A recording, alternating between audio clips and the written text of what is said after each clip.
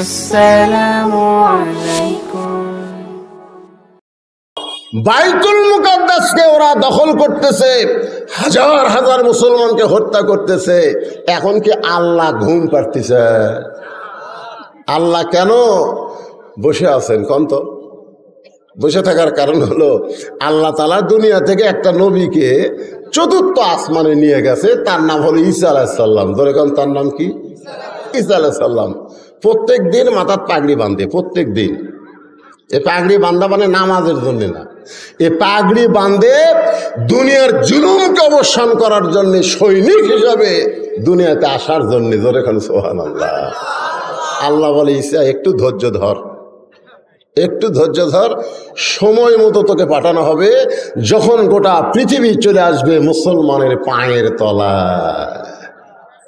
ইহুদি খ্রিস্টান হিন্দু বৌদ্ধ তোমরা হলো বরের যাত্রী, আর মুসলমান হলো বর। জোরে কোন কথা ঠিক কিনা? মুসলমান হলো বর। এই মুসলমান আছে বলে আল্লাহ ইহুদি খ্রিস্টান বৌদ্ধ হিন্দুদেরকে খাবার দিচ্ছে। যেদিন পৃথিবীতে মুসলমান থাকবে না, একটা বিধর্মীর খাওয়া হবে না। জোরে কোন কথা ঠিক কিনা? আপনার বিবাহের অনুষ্ঠানে যান না, বর ছাড়া যান না, লিয়া যান। মধ্যে ঘাটার যায়, যদি বর কয় ভাই আমি বিয়া করবো না, আমি বাড়ির যাবো, বর যাত্রী বলতেছে তোর মনে তুই চলে যা, আমরা যাবো না। আজ কয়দিন হলে নিয়ত করছি তোর বিয়ার যে আমরা খামো, আর তুই ফেরত যাবি, যা। তো বর চলে গেছে। ওরা বর যাত্রী মেয়ে পক্ষের বাড়িতে যায়, খালি বলতেছে খাবার দাও ভাই, আস্তে আস্তে শরীর ক্ষুদে লেগে গেছে, খাবার দাও। তখন পাত্রীপক্ষ খালি খুঁজতেছে, খুঁজে দেখে খালি বর নাই। কারণ বরের একটা সাইজ আছে, বরের মাথার টুপি আছে, বরের মুখের দাড়ি আছে, বরের পাঞ্জাবি আছে। জোরে কোন কথা ঠিক কিনা? কিন্তু এই শালারা তো তেলা, এর কিছুই নাই। তখন পাত্রীপক্ষের একজন বলতেছে, কে ভাই তোমরা তো বারবার খাবার চাও, কিন্তু বর? তখন বলতেছে বর তো মধ্যে রাস্তার থেকে পড়ে গেছে। আপনার বলেন তো, পাত্রীপক্ষ বরযাত্রীকে খাওয়াবে না পিটন দিবে? আজকে গোটা পৃথিবীতে মুসলমান হলো বর খায় না। বরের সাথে একজন থাকে, আমাদের কাহারতে কোলদারা কয় না? যখন বড় বড় ঘাস দিবার চাই তখন কোলদারা খাই, ছোট ছোট খা। ওই যে তোর শ্বশুর দেখতেছে, তোর শ্বশুর দেখতেছে, ওই দেখ জনগণ তোর দিকে তাকা আছে রে, তোর মুখের দিকে সবার চোখ। আজকে কম খা, আগামীকাল থেকে তোর খাওয়া শুরু হবে। আর যারা বেশি করে খাচ্ছে, এই শালাকের আর খাওয়া নাই। কথা ঠিক কিনা? সামান্য কিছু ভর্তি বর হাতমাল দিয়ে মুখ মোছে, এটা ভরে আছে। এই দুনিয়াতে মুসলমান হলো বরের জাত। এদেরকে আল্লাহ খাওয়ার জন্য, ফুর্তি করার জন্য দুনিয়াতে প্রেরণ করেন নাই। এদের কোল দ্বারা হলো ডান কান্দের বাম কান্দের ফেরেশতা। একটু খেয়াল করেন, এই দুনিয়াতে কম খাও, ভদ্রান্তি রেখে যাও। বাল তুসিরুনাল হায়াতাদ দুনিয়া ওয়াল আখিরাতু খায়রু ওয়া আবকা। তোমাদের জন্য আল্লাহ আখিরাতকে সুন্দর করে সাজায় রাখছে। আজকে কম খাও, আগামীকাল থেকে খাও। দুনিয়াতে তোমরা কম খাও, কিন্তু আগামীকাল থেকে আখিরাতে তোমাদের খাওয়া আছে। আর বরযাত্রী আজকেই শেষ খাওয়া, কাল থেকে খালি পিটন খাওয়া। ধরে কোন কথা ঠিক ছিল? আপনারা বলেন তো, বরযাত্রী যদি বর ছাড়া পরের দিন যায়, আর খাবার দিবি?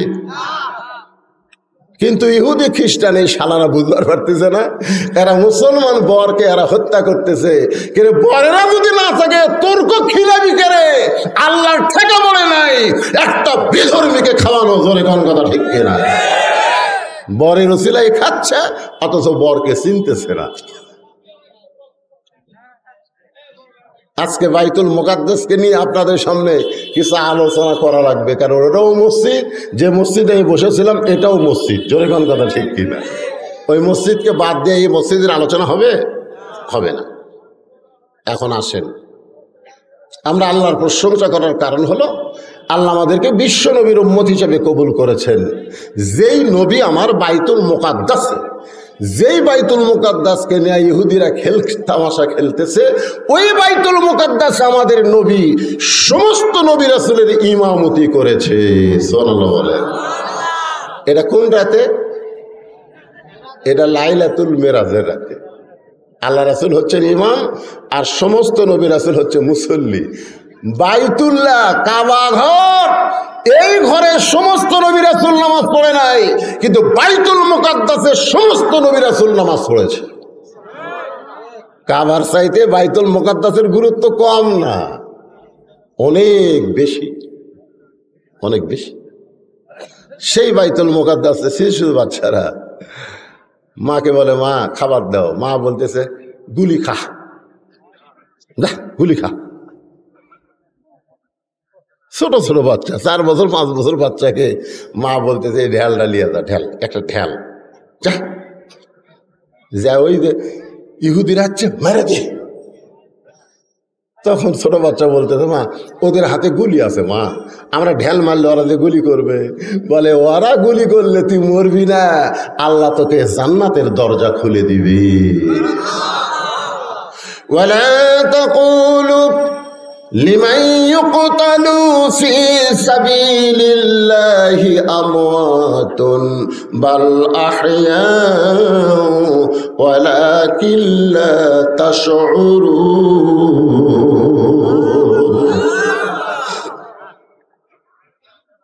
হাশেম নামে একটা ছেলে মায়ের কাছে কান্দারে বলে, মা বর্তমান গোটা পৃথিবীতে 200 কোটি মুসলমান, মাত্র সামান্য কয়েকজন ইসরায়েলের ইহুদি ওরা আমাদেরকে হত্যা করতেছে, অথচ 200 কোটি মুসলমান তারা কি করে? মা হাসিমের কপালে চুমা দিয়ে বলে, হাসিম রে, তোর নাম হলো হাসিম আর নবীর নাতির নাম হলো হোসাইন। যেদিন হোসেনের দেহ থেকে মস্তককে বিচ্ছিন্ন করা হলো, সেই দিন পৃথিবীতে হাজার হাজার মুসলমান ছিল, কিন্তু হোসেনের পক্ষে তারা কাজ করে নাই। আজকে ফিলিস্তিনেরা হোসেনের মতন জীবন দিবে, কিন্তু নবীর ইসলামকে দুনিয়াতে ভুলণ্ঠিত হতে দিবে না। সুবহানাল্লাহ বলে। যেই যুবকেরা কষ্ট করে মাহফিল করতেছ, আমি তোমাদেরকে বলতেছি বাজান, আজ কয়েকদিন হলে তোমরা কষ্ট করে এই জান্নাতের বাগান লাগাইছ, নাম দিয়েছ মসজিদের উদ্যোগে। মসজিদ শুধু একটা ঘর না, এই ঘরে 5 ওয়াক্ত নামাজ জামাতের সঙ্গে আদায় করা লাগবে। সেদিন জামালপুরে এক নেতা বলতেছে, বর্তমান প্রধানমন্ত্রী 564টা মসজিদ করেছে, 564টা মডেল মসজিদ করেছে, এরপরেও কতকগুলো আলেম প্রধানমন্ত্রী দেখতে পারে না। মানে আমার লক্ষ্য করে বলতেছে 564টা মসজিদ বানাচ্ছে, মডেল মসজিদ। জোরে কোন কি মসজিদ? যেই প্রধানমন্ত্রী 564টা মসজিদ করলো, অথচ আলেমরা সেই প্রধানমন্ত্রীকে দেখতে পারে না। নেতা ভাষণ দিয়ে যখন চলে গেল, আমি তখন বললাম, নেতা ভাই তুমি তো ভাষণ দিয়ে চলে যাও, তুমি তো বক্তার ওয়াজ শোনো না। বক্তারাও খুশি, এতগুলো মসজিদ বানাইছে প্রধানমন্ত্রী, কিন্তু আল্লাহ কোরআনে মসজিদ বানানোর আগে ঘোষণা করেছেন, আল্লাযীনা ইম্মাক্কান্নাহুম ফিল আরদ, মুসলমানের মধ্যে কেউ যদি প্রধানমন্ত্রী হয়, মুসলমানের মধ্যে কেউ যদি প্রেসিডেন্ট হয়, মুসলমানের মধ্যে কেউ যদি কাউকে যদি ক্ষমতা দেওয়া হয়, তার মসজিদ বানান আগে না, তার মাদক মুক্ত সমাজ করা আগে না, তার পথা সেতু নির্মাণ করা আগে না, তার বাল্য বিবাহ বন্ধ করা আগে না, তার 1 নম্বর কাজ হলো আকামুস সালাত, নামাজ কায়েম করা। নামাজ যদি কায়েম না হয়, এতগুলো মসজিদ বানায় কোনো লাভ হবে না। কারণ বিশাল মসজিদে 1 কাতার মুসল্লিও হয় না। ধরে ঘন কথা ঠিক কিনা? কথা কন না কেন? 1 কাতারে হয় না। গোটা মসজিদের টাইলস করা, যাই দেখি সামান্য জায়গা পরিষ্কার। মুয়াজ্জিনকে বললাম, কে ভাই এই সামান্য জায়গা পরিষ্কার কেন? আযান হয়, আকামত হয়, কেউ আসে না হুজুর, তো খামাখা মসজিদ ঝাড় দিয়ে লাভ কি? আমি নামাজ পড়ি আল্লাহু আকবার কয়ে এই জায়গা 2টা গামছার বাড়ি মারি, আকামত দিয়ে একলা একলাই নামাজ পড়ি, কেউ আসে না। তো খালি মসজিদ বানালে হবে না, এই এলাকার সমস্ত যুবকদেরকে 5 ওয়াক্ত নামাজ মসজিদে আদায় করা লাগবে। ধরে কোন কথা ঠিক কিনা? আল্লাহ রাসূল বলেছেন লা সালাতা লা ঈমানা, যার নামাজ নাই তার কোনো ঈমান নাই। ভালো করে শোনেন, লা সালাতা লা দীনা, যার নামাজ নাই তার কোনো ধর্ম নাই। বাইনাল আবদি ওয়াল কুফরি তারকুস সালাত, বান্দার কাফেরের মধ্যে পৃথক করার জিনিসটার নামই হলো নামাজ। আল্লাহ রাসূল বলেছেন কঠিন কথা, মান তারাকা সালাতু মুতাম্মিদান ফাকাদ কাফারা, ইচ্ছা করে যারা মাগরিবের নামাজ এশার নামাজ বাদ দিল তার আর মুসলমান থাকলো না, তারা মুসলমান খারিজ হয়ে কাফের হয়ে গেল। কথা কন না কেন? আপনার জমির পর্চা আছে কিন্তু সিএস নাই। পর্চা আছে কি নাই? সিএস নাই। বর্তমানে জমি খারিজ হবে, এজন্য এখানে খারিজ হবে। তাহলে যদি আপনি মাগরিব এশার নামাজ না পড়েন, শুধু শুক্রবারে জুমার নামাজ পড়েন, বলে হুজুর আমি তো নামাজি, আমি 5 ওয়াক্ত নামাজ না পড়লেও জুমার নামাজ পড়ি। যারা জুমার নামাজ পড়েন তাদের জন্য লা তাকনাতু মির রাহমাতিল্লাহ, আল্লাহ দয়া করে হাসরের ময়দানে বলবে যারা 5 ওয়াক্ত নামাজ পড়ো নাই, শুধু জুমার নামাজ পড়েছ, আমি রহমান রহিম তোমাদেরকে জান্নাত দিয়া দিলাম, যাও। সঙ্গে সঙ্গে জুমা পাটি খুশি হয়ে জান্নাতের দিকে দৌড় মারবে। এক দৌড়ে জান্নাতের দরজা দিয়ে দেখবে জান্নাতের দরজা বিশাল একটা তালা। বলবে আল্লাহ আপনি জান্নাত দিলেন কিন্তু তালা কেন? আল্লাহ বলে পকেট হাঁটায় দেখ, চাবি খোলার জন্য তোদের চাবি আছে, তালা খোলার জন্য তোদের কাছে চাবি আছে। ওই জুম্মা পাটি তখন পকেট হাতায় দেখবে একটা চাবি আছে, ওই চাবি তালার মধ্যে ঢুকবে কিন্তু ঘুরবি না, ঢুকবে ঠিকই কিন্তু ঘুরবি না। আল্লাহ চাবি ঢুকলো তালার মধ্যে ঘরে রাখেন। আল্লাহ কয় পাগল রে, তালার মধ্যে 5টা দাগ আছে, তোর চাবির মধ্যেও 5টা দাগ থাকা লাগবে, দাগে দাগে মিল হলে কুট্টুস করে তালা খুলবে। এখন দেখ তো তোর চাবিতে দাগ আছে কিনা। বলে আল্লাহ আমার চাবি হলো তেলতেলা। আল্লাহ বলবেন ফজর জোহর মাগরিব এশা এই 5 ওয়াক্ত নামাজের দাগ যদি চাবিতে না থাকে ওই জান্নাতের তালা কোনোদিন খুলবে না। যারা শুধু জুম্মার নামাজ পড়েন বড় জোর তারা জান্নাত দেখতে পারবেন কিন্তু ভিতরে ঢুকতে পারবেন না। এখন তারা জুম্মা পাটি কথা কয় না, কি কথা কন না। তাহলে নামাজ 5 ওয়াক্ত নামাজ আদায় করা লাগবে। আল্লাহর নবী কিন্তু 5 ওয়াক্ত নামাজ পাইছে নবুয়তের 10ম বৎসরে, 10 বৎসরে যখন নবী, তখন এই 5 ওয়াক্ত নামাজ পাইছে লাইলাতুল মেরাজে। সুবহানাল্লাহ। কয় ওয়াক্ত? 5 ওয়াক্ত নামাজ নিয়ে নবী চলে আসলেন মক্কায়। মক্কায় আসার পরে নবী নামাজ কায়েম করতে পারলেন না। এই নামাজ পাওয়ার আরো 3 বছর নবী মক্কায় ছিলেন। নবী সর্বসাকুল্যে নবী হওয়ার পরে মক্কায় ছিলেন 13 বছর। ধরে কোন কয় বছর? তাহলে নামাজ যখন 5 বছর, 10 বছর, একটু হা হুঁকারে ধরেন, আমার কথা কি আপনার বুঝতে পারতেছেন না?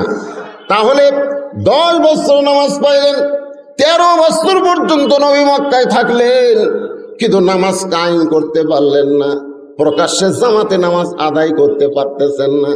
সাহাবীরা বললেন ইয়া রাসূলুল্লাহ, হুজুর মক্কায় কি নামাজ কায়েম হবে না? মাইকের সামনে এরকম করতেছে কেন বাবা? এই মাইকেলা সবাই তো শুনবার পাচ্ছে, আবার কি ভমভমি শব্দ দাও। তাহলে 5 ওয়াক্ত নামাজকে কায়েম হবে না। আল্লাহ রাসূল বললেন সাহাবীরা রে, 5 ওয়াক্ত নামাজ যদি কায়েম করতে চাও তাহলে যিনি ইমাম হবেন তাকেই নেতা হওয়া লাগবে। 5 ওয়াক্ত নামাজ যদি কায়েম করতে চাও তাহলে যিনি নামাজ পড়াবেন তাকে আবার সমাজের নেতা হওয়া লাগবে। ধরে কোন কি হওয়া লাগবে? আজকে আমাদের বাংলাদেশে নেতা একজন, ইমাম আর একজন। ইমাম লিখছে কেশিয়ারের কাছে দরখাস্ত আমার এলাকার, যে চাচা আমার বেতন খুবই কম, চাচা সব জিনিসের দাম বেড়ে গেল, সব জিনিসের একটা পেঁয়াজের দাম 100-র উপর গেল, যেভাবে জিনিসের দাম বাড়তেছে আমার বেতন তো বাড়তেছে না। আজ 5 বছর হলে 4000 টাকা করে দেন, একটু বেতন বাড়ান। কেশিয়ার চিঠির উত্তরে লিখছে তোর মন চাইলে পড়া, না চাইলে আর এক মসজিদ ধর। যেই দেশের ইমামেরা কেশিয়ারের কাছে বেতনের দরখাস্ত লেখে, সেই দেশে নামাজ কায়েম হবে না। নামাজ তখনই কায়েম হবে ইমাম শুধু ইমাম না, সমাজের নেতা হবে। জোরে কোন কথা ঠিক কি না? আল্লাহ রাসূল নবুয়তের 10 বছরে নামাজ পড়লেন, কিন্তু মক্কায় নামাজ কায়েম হলো না। এই নামাজ কায়েম হলো মদিনায়। সর্বোত্তম রাসূল হিজরত করে যখন মদিনায় গেলেন, একটা মসজিদ নির্মাণ করলেন, যে মসজিদের নাম হলো মসজিদে কোবা। ধরে কোন মসজিদের নাম কি? আপনি হজ করছেন? আপনি করছেন? মাশাআল্লাহ, এ 3টে হাজিরে। মসজিদে কোবার ভিতরে 2 রাকাত নামাজ পড়লে একটা উমরা হজের সওয়াব আল্লাহ দান করে। এটাই হলো দুনিয়ার সর্বপ্রথম মসজিদ, যেটা মদিনায় রাসূল তৈরি করলেন। মদিনায় গিয়ে দেখলেন একটা সুন্দর জায়গা। রাসূল বললেন, এই জায়গার মালিক কে? মদিনার আগে আনসার বলল, হুজুর, যাই মালিক তাই তো মরে গেছে, তার 2টা সন্তান এখন জায়গার মালিক আছে। আল্লাহ রাসূল এতিম 2 সন্তানকে ডাক দিলেন, ডাক দিয়ে নিজের 2 উরাতের উপরে 2 জনকে বসালেন। সুবহানাল্লাহ বলেন। বসায় বললেন, বাবা, এই জায়গার মালিক এখন তোমরা, জায়গাটা আমার খুবই পছন্দ।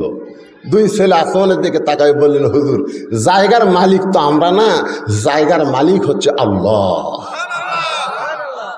রাসূল চমকে গেল। 2 বাচ্চা রাসূলের উরাতের উপরে বসে আসমানের দিকে তাকায় বললেন, হুজুর, এই জায়গার মালিক তো আমরা না, জায়গার মালিক হচ্ছে আল্লাহ। রাসূল বললেন, বাবা, এই জায়গাটা আমার খুব পছন্দ। এই জায়গার মধ্যে একটা ঘর নির্মাণ হবে। 2 বাচ্চা বললেন, ঘরের মালিককে? বলে, ঘরের মালিক হচ্ছে আল্লাহ, এর বিনিময়ে তোমরা কি চাও? 2 বাচ্চা নবীর কপালে একটা চুমা দিয়ে বললেন, হুজুর, এর বিনিময়ে আমরা আল্লাহর জান্নাত চাই। সর্বপ্রথম মসজিদ নির্মাণ হলো মসজিদে কুবা। আল্লাহ রাসূল বললেন, বেলাল, মসজিদ হয়ে গেছে, এখন আজান দাও। হযরত বেলালকে বললেন, মসজিদ হয়ে গেছে, এখন আজান দাও। আবু বকর, ওমর, ওসমান, তোমরা কোথায়? বেলালের জন্য একটা মিনার বানাও, একটা উঁচু জায়গা বানাও, সেই জায়গায় দাঁড়িয়ে হযরত বেলাল আজান দেবে। বেলালের চোখ দিয়ে দর দর করে পানি পড়তেছে। আল্লাহ রাসূল বলে, বেলাল, আজান দেওয়ার কথা শুনে তুমি কাঁদো কেন?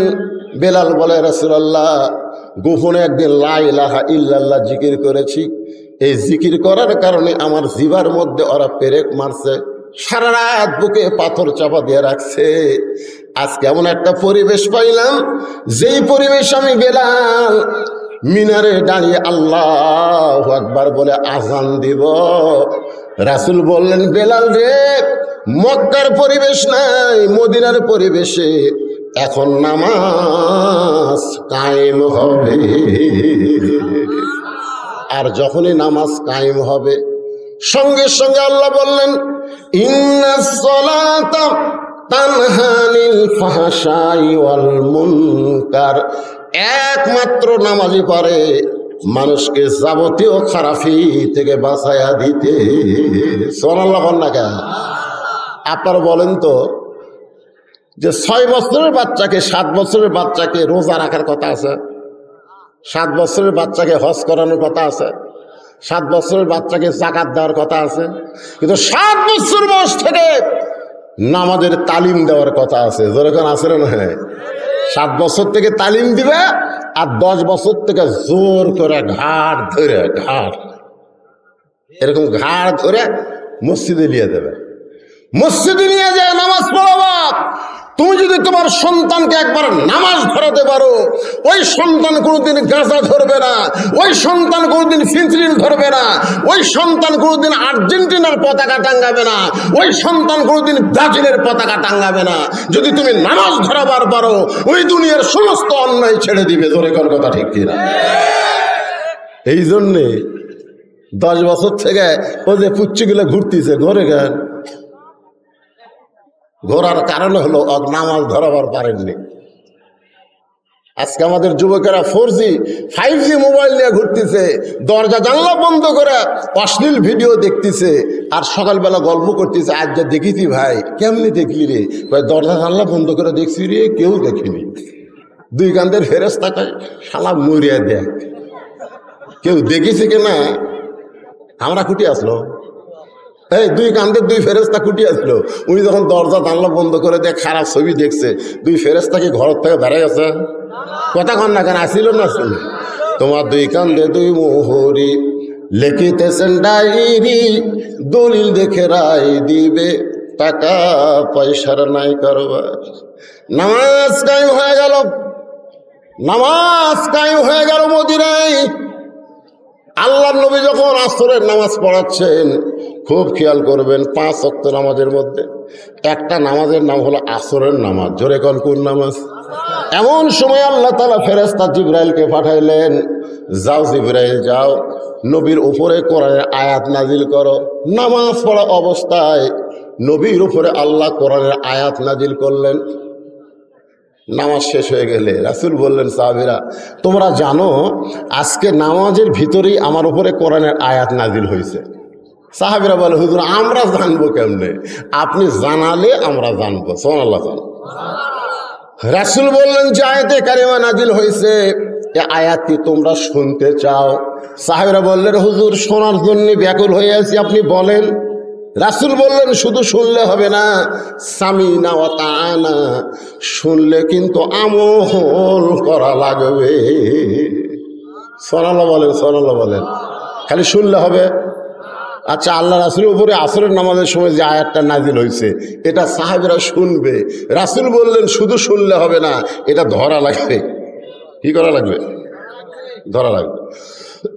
হুজুর বললেন, তাহলে শোনো, আয়াতটা হলো ইয়া আইয়ুহান নাবিয়্যু হারসিল মুমিনিনা আলাল কিতাল। সাহাবীরা বুঝবার পারছে, কেন আরবি তো। সাহাবীরা আরবি বোঝে কি বোঝে না? এই কথা কোন বোঝে কি বোঝে না? যেই বলছে ইয়া আইয়ুহান নাবিয়্যু হারসিল মুমিনিনা আলাল কিতাল, সমস্ত সাহাবী চমকে উঠছে, সব সাহাবী চমকে উঠছে, কারণ বুঝবার পারছে এই আয়াতের বাংলা অর্থ কি। আপনারা কি বুঝবার পারছেন? এই আয়াতের বাংলা অর্থ হলো, হে রাসূল খালি জামাতবদ্ধ হয়ে 5 ওয়াক্ত নামাজ পড়লে হবে না, জামাতবদ্ধ হয়ে কাফেরদের মোকাবেলা করতে হবে। যে কোনো সময় মক্কার কাফেররা মদিনা আক্রমণ করতে পারে, আর মদিনা আক্রমণ করলে নামাজ দিয়া দোয়া দিয়া আপনি মদিনা রক্ষা করতে পারবেন না। মদিনা রক্ষা করতে গেলে মক্কার কাফেরদের বিরুদ্ধে অস্ত্র ধরা লাগবে। ধরে কারণ কি ধরা লাগবে? তখন একজন সাহাবী মাথার টুপি, মুকুট, দাড়ি, পরনের জুব্বা, সামনে কাতারত নামাজ পড়ে, ওই নবীর হাঁটুর সঙ্গে হাঁটু লাগাই বললেন, ইয়া রাসূলুল্লাহ এটা না গন্ডগোলের আয়াত। আজকে আমাদের বাংলাদেশে এরকম লোক আছে না নাই? যেরকম আছে না নাই? কোরআনের ওয়াজ শুনবে, সারা রাত কোরআনের ওয়াজ শুনবে, কিন্তু কোরআন বিজয়ের কথা বললেই ওদের কলিজাতে আগুন ধরে যাবে। জোরে কোন কথা ঠিক কি না? কারণ কোরআন থাকবে মৌলবীর কাছে, কোরআন থাকবে মসজিদে, কোরআন থাকবে মাদ্রাসায়, কোরআন সমাজের মধ্যে নিয়ে আসে কেন রে? কোরআনের কথা বললি কবি হুজুর বানাটা কি শুরু করলো? এই টুপিওয়ালা, দাড়িওয়ালা, জুব্বাওয়ালা নবীর হাঁটুর সঙ্গে হাঁটু লাগায় বলতে যে হুজুর এটা একটা গন্ডগোলের আয়াত। কিসের আয়াত? গন্ডগোলের আয়াত। আপনারা বলেন তো, আল কোরআনের আলো সব জায়গায় জালো, এটা কি গন্ডগোলের স্লোগান? তাহলে আমার সঙ্গে সবাই বলা লাগবে, আল কোরআনের আলো। আমি কয়ে দিলাম ভাই রে, আমি কয়ে দিলাম সব জায়গায়, যে তারপরে ঘরে ঘরে কনকে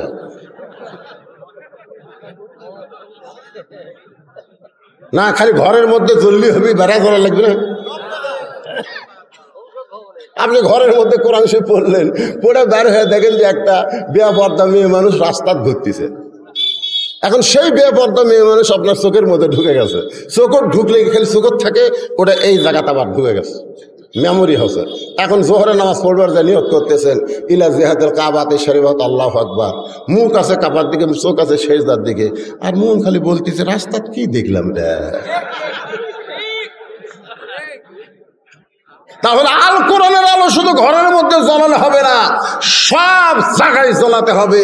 এটা কি গন্ডগোলের স্লোগান? হ্যাঁ, যেরকম গন্ডগোলের। আল কোরআনের আলো,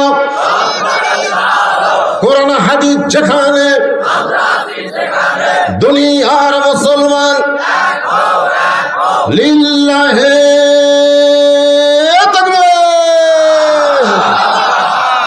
দুনিয়ার মুসলমান যে এক হয় তার প্রমাণ হলো আল্লাহর ঘর। আমি নিজের চোখে দেখছি আসরের নামাজ হুজুর নাই, যেরকম কি নাই, হুজুর নাই। 3 জন মুসল্লি ঢুকে, খালি 3 মুসল্লি আবার 3 দল করে। ঘর কয়টা আর দল কয়টা? 3 দলের 3 জন খালি ঘড়ির দিকে তাকা আছে, হুজুর নেই। নামাজের সময় হয়ে গেল, এখন হুজুর ঢুকলি তাকে সামনে দিবে। তা আমি এখন দেখে চিন্তা করলাম, আমি ঢুকলি তো আমাকে সামনে দিবে, না ঢুকবো না, দেখি আর কি করে। তা আমার এলাকার তো আমি চিন্তা করে দেখলাম 3 দল করে। কোন দলের সাপোর্টার? একটা দেখলাম আওয়ামী লীগ, একটা বিএনপি, আর একটা হলো জামাত। তো জামাত ইসলাম নরম মানুষ, তো আওয়ামী লীগকে বলতে যে ভাই তোর দল ক্ষমতা আছে, তুই সামনে যা। নরম হয়ে বলতেছে তোর দল এখন ক্ষমতা আছে, তুই সামনে যা। আওয়ামী লীগ বলতেছে ভাই বিরক্ত করিস না ভাই, মাঝে মধ্যে নামাজ পড়ি রে, কিন্তু পড়াবার পারি না। তখন জামাত ইসলাম বলতেছে ভাই বিএনপি তুই তাহলে সামনে যা। বলে পাগল হয়েছিস, মাঝে মধ্যে আকামত দিবার পারি, কিন্তু নামাজ কয় রাকাত কোনটা সেটা ঠিক মতো পড়াবার পারি না। তখন বলতেছে তুইও পারিস না, উইও পারে না, তাহলে আমি যাই। তা না, আওয়ামী লীগ বলতেছে দেরি করিস কেন ভাই, টাইম হয়ে গেছে, সামনে যা। তখন বলতেছে ভাই রে কি নিয়ত করবে, কি নিয়ত করবে? তোমাকে কিন্তু বলা লাগবে একতে দায়িত্ব বেহাজাল ইমাম, আমরা এই ইমামকে অনুসরণ করতেছি। তা আমি এখন রাজাকার, তোমরা হলে আওয়ামী লীগ বিএনপি, আমাকে কি তোমরা অনুসরণ করবে? তখন আওয়ামী লীগ ছিলে বলতেছে এই তুই বাইরের কথা ভিতরে বলিস কেন রে? আমি আওয়ামী লীগ, তুই বিএনপি, তুই রাজাকার, এটা হলো বাইরের কথা, আর ভিতরের কথা আমরা 3 ভাই একসঙ্গে জামাত করতে চাই। এই জন্য দুনিয়ার মুসলমান এক হও, এক হও, একমাত্র কোরআনের মাহফিলে পারে। জোরে কোন কথা ঠিক কিনা? এখানে সব দলের লোক আছে, কিন্তু আল্লাহর কোরআনের কারণে আমরা দল ভুলে গিয়া, মুখ ভুলে গিয়া আল্লাহর কোরআন থেকে তাফসির শোনার জন্য এখানে আমরা বসে পড়েছি। একটু মনোযোগ দিয়ে শোনেন। আল্লাহ রাসূলের হাঁটুর সঙ্গে হাঁটু লাগাইয়া ওই টুপিওয়ালা, জুব্বাওয়ালা, দাড়িওয়ালা প্রথম কাতারের সাহাবী যখন বলতে যে হুজুর এটা গন্ডগোলের আয়াত, সঙ্গে সঙ্গে নবী চুপ মেরে গেলেন। এত সুন্দর নামাজি, 5 ওয়াক্ত নামাজ সামনে কাতারে পড়ে, সেই লোকটা যখন বলে গন্ডগোলের আয়াত, তাহলে এটা কে? এতদিন ধরে জানতাম পাকা মুসলমান, কিন্তু এই মুহূর্তে আমি জানতে চাই এটাকে। এমন সময় আল্লাহ তাআলা জিবরাইলকে পাঠায় দিলেন। ফেরেশতা জিবরাইল বলতেছেন ওয়াবিনান নাসি মাইয়াকুলু আমান্না বিল্লাহি ওয়া বিল ইয়াউমিল আখিরি ওয়া মা হুম বিমুমিনিন। মানুষের মধ্যে এমন কিছু মানুষ আছে, মনোযোগ দিয়ে শোনেন, এমন কিছু মানুষ আছে যারা বলে আমরা আল্লাহ বিশ্বাস করি, আখিরাতকে বিশ্বাস করি, নামাজ পড়ি, রোজা করি। আল্লাহ বলতেছে এরপরেও সে মুমিন না, কারণ আল্লাহর কোরআনের একটা আয়াতকে যে মানবে না সে ব্যক্তি মুমিন না, সে হলো মুনাফিক। জোরে বলেন সে কি? মুনাফিক। মসজিদ নববী তৈরি হলো, নবী মেহরাব বানালেন। মেহরাব খুব খেয়াল করবেন, মেহরাব মানে মাইক থোয়ার জায়গা না, ইমামের মেম্বর থোয়ার জায়গা মেহরাব না। মেহরাব হলো অস্ত্র রাখার জায়গা। জোরে কর কথা ঠিক কি না? আজকে প্রত্যেকটা মুসলমানের মেহরাবে যদি বাতিলের মোকাবেলার করে অস্ত্র থাকতো, ইসরায়েল ইহুদির বাচ্চার ক্ষমতা হতো না বাইতুল মুকাদ্দাসের দিকে নজর দেওয়া। জোরে কর কথা ঠিক কি না? সব ভুলে যায়, তসবিহ লিখছে, তসবিহ। কি মুসলমান কোন জায়গা থেকে আইছে? বদরের যুদ্ধে নবী মাথার টুপি খুলে মাথার হেলমেট দিছে, হেলমেট। জুব্বা খুলে নবী সৈনিকের পোশাক পরছে, কোমরে একটা পেটি বানবে, ঢিল হচ্ছে বারবার। আলীকে ডাক দেবেন, আলী আমার কোমরের বেল্ট একটু টাইট করে দাও তো।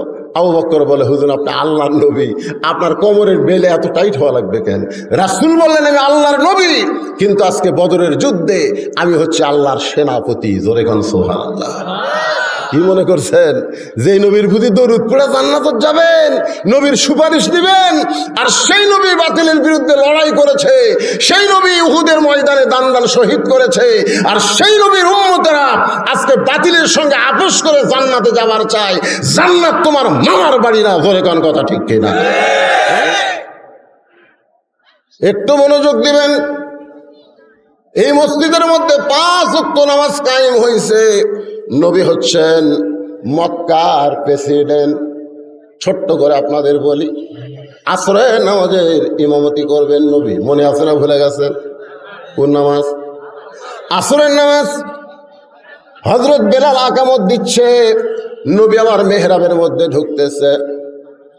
আল্লাহ রাসূল ততক্ষণ পর্যন্ত কেবলামুখী হন না যতক্ষণ পর্যন্ত সাহাবীরা কাতার সোজা না করে। কাতার সোজা যতক্ষণ না করে ততক্ষণ নবী কেবলামুখী হয় না। আমার কথা বুঝলেন? মসজিদে ঢুকলে কি সোজা করা লাগবে? কাতার সোজা করা লাগবে। এখন বলেন, আপনাকে সামনে কাতারে যদি একটা চেয়ার থাকে, না না না বিরক্ত না, সামনে কাতারে একটা চেয়ার আছে, তাহলে কাতার সোজা কিভাবে করবেন? আমার ফতুয়া দেন তো। না, অনেকে কয় হুজুর, এই হুজুর সিয়ারের বিরুদ্ধে একলাই কয়। আমি একলা না, বাংলাদেশের সমস্ত আলেম সিয়ারের বিরুদ্ধে ফতুয়া দিছে। জোরে কোন কথা ঠিক কিনা? ইউটিউবে যান, যা লগ ইন করেন যে সিয়ারে বসে নামাজ হবি কিনা, লেখেন।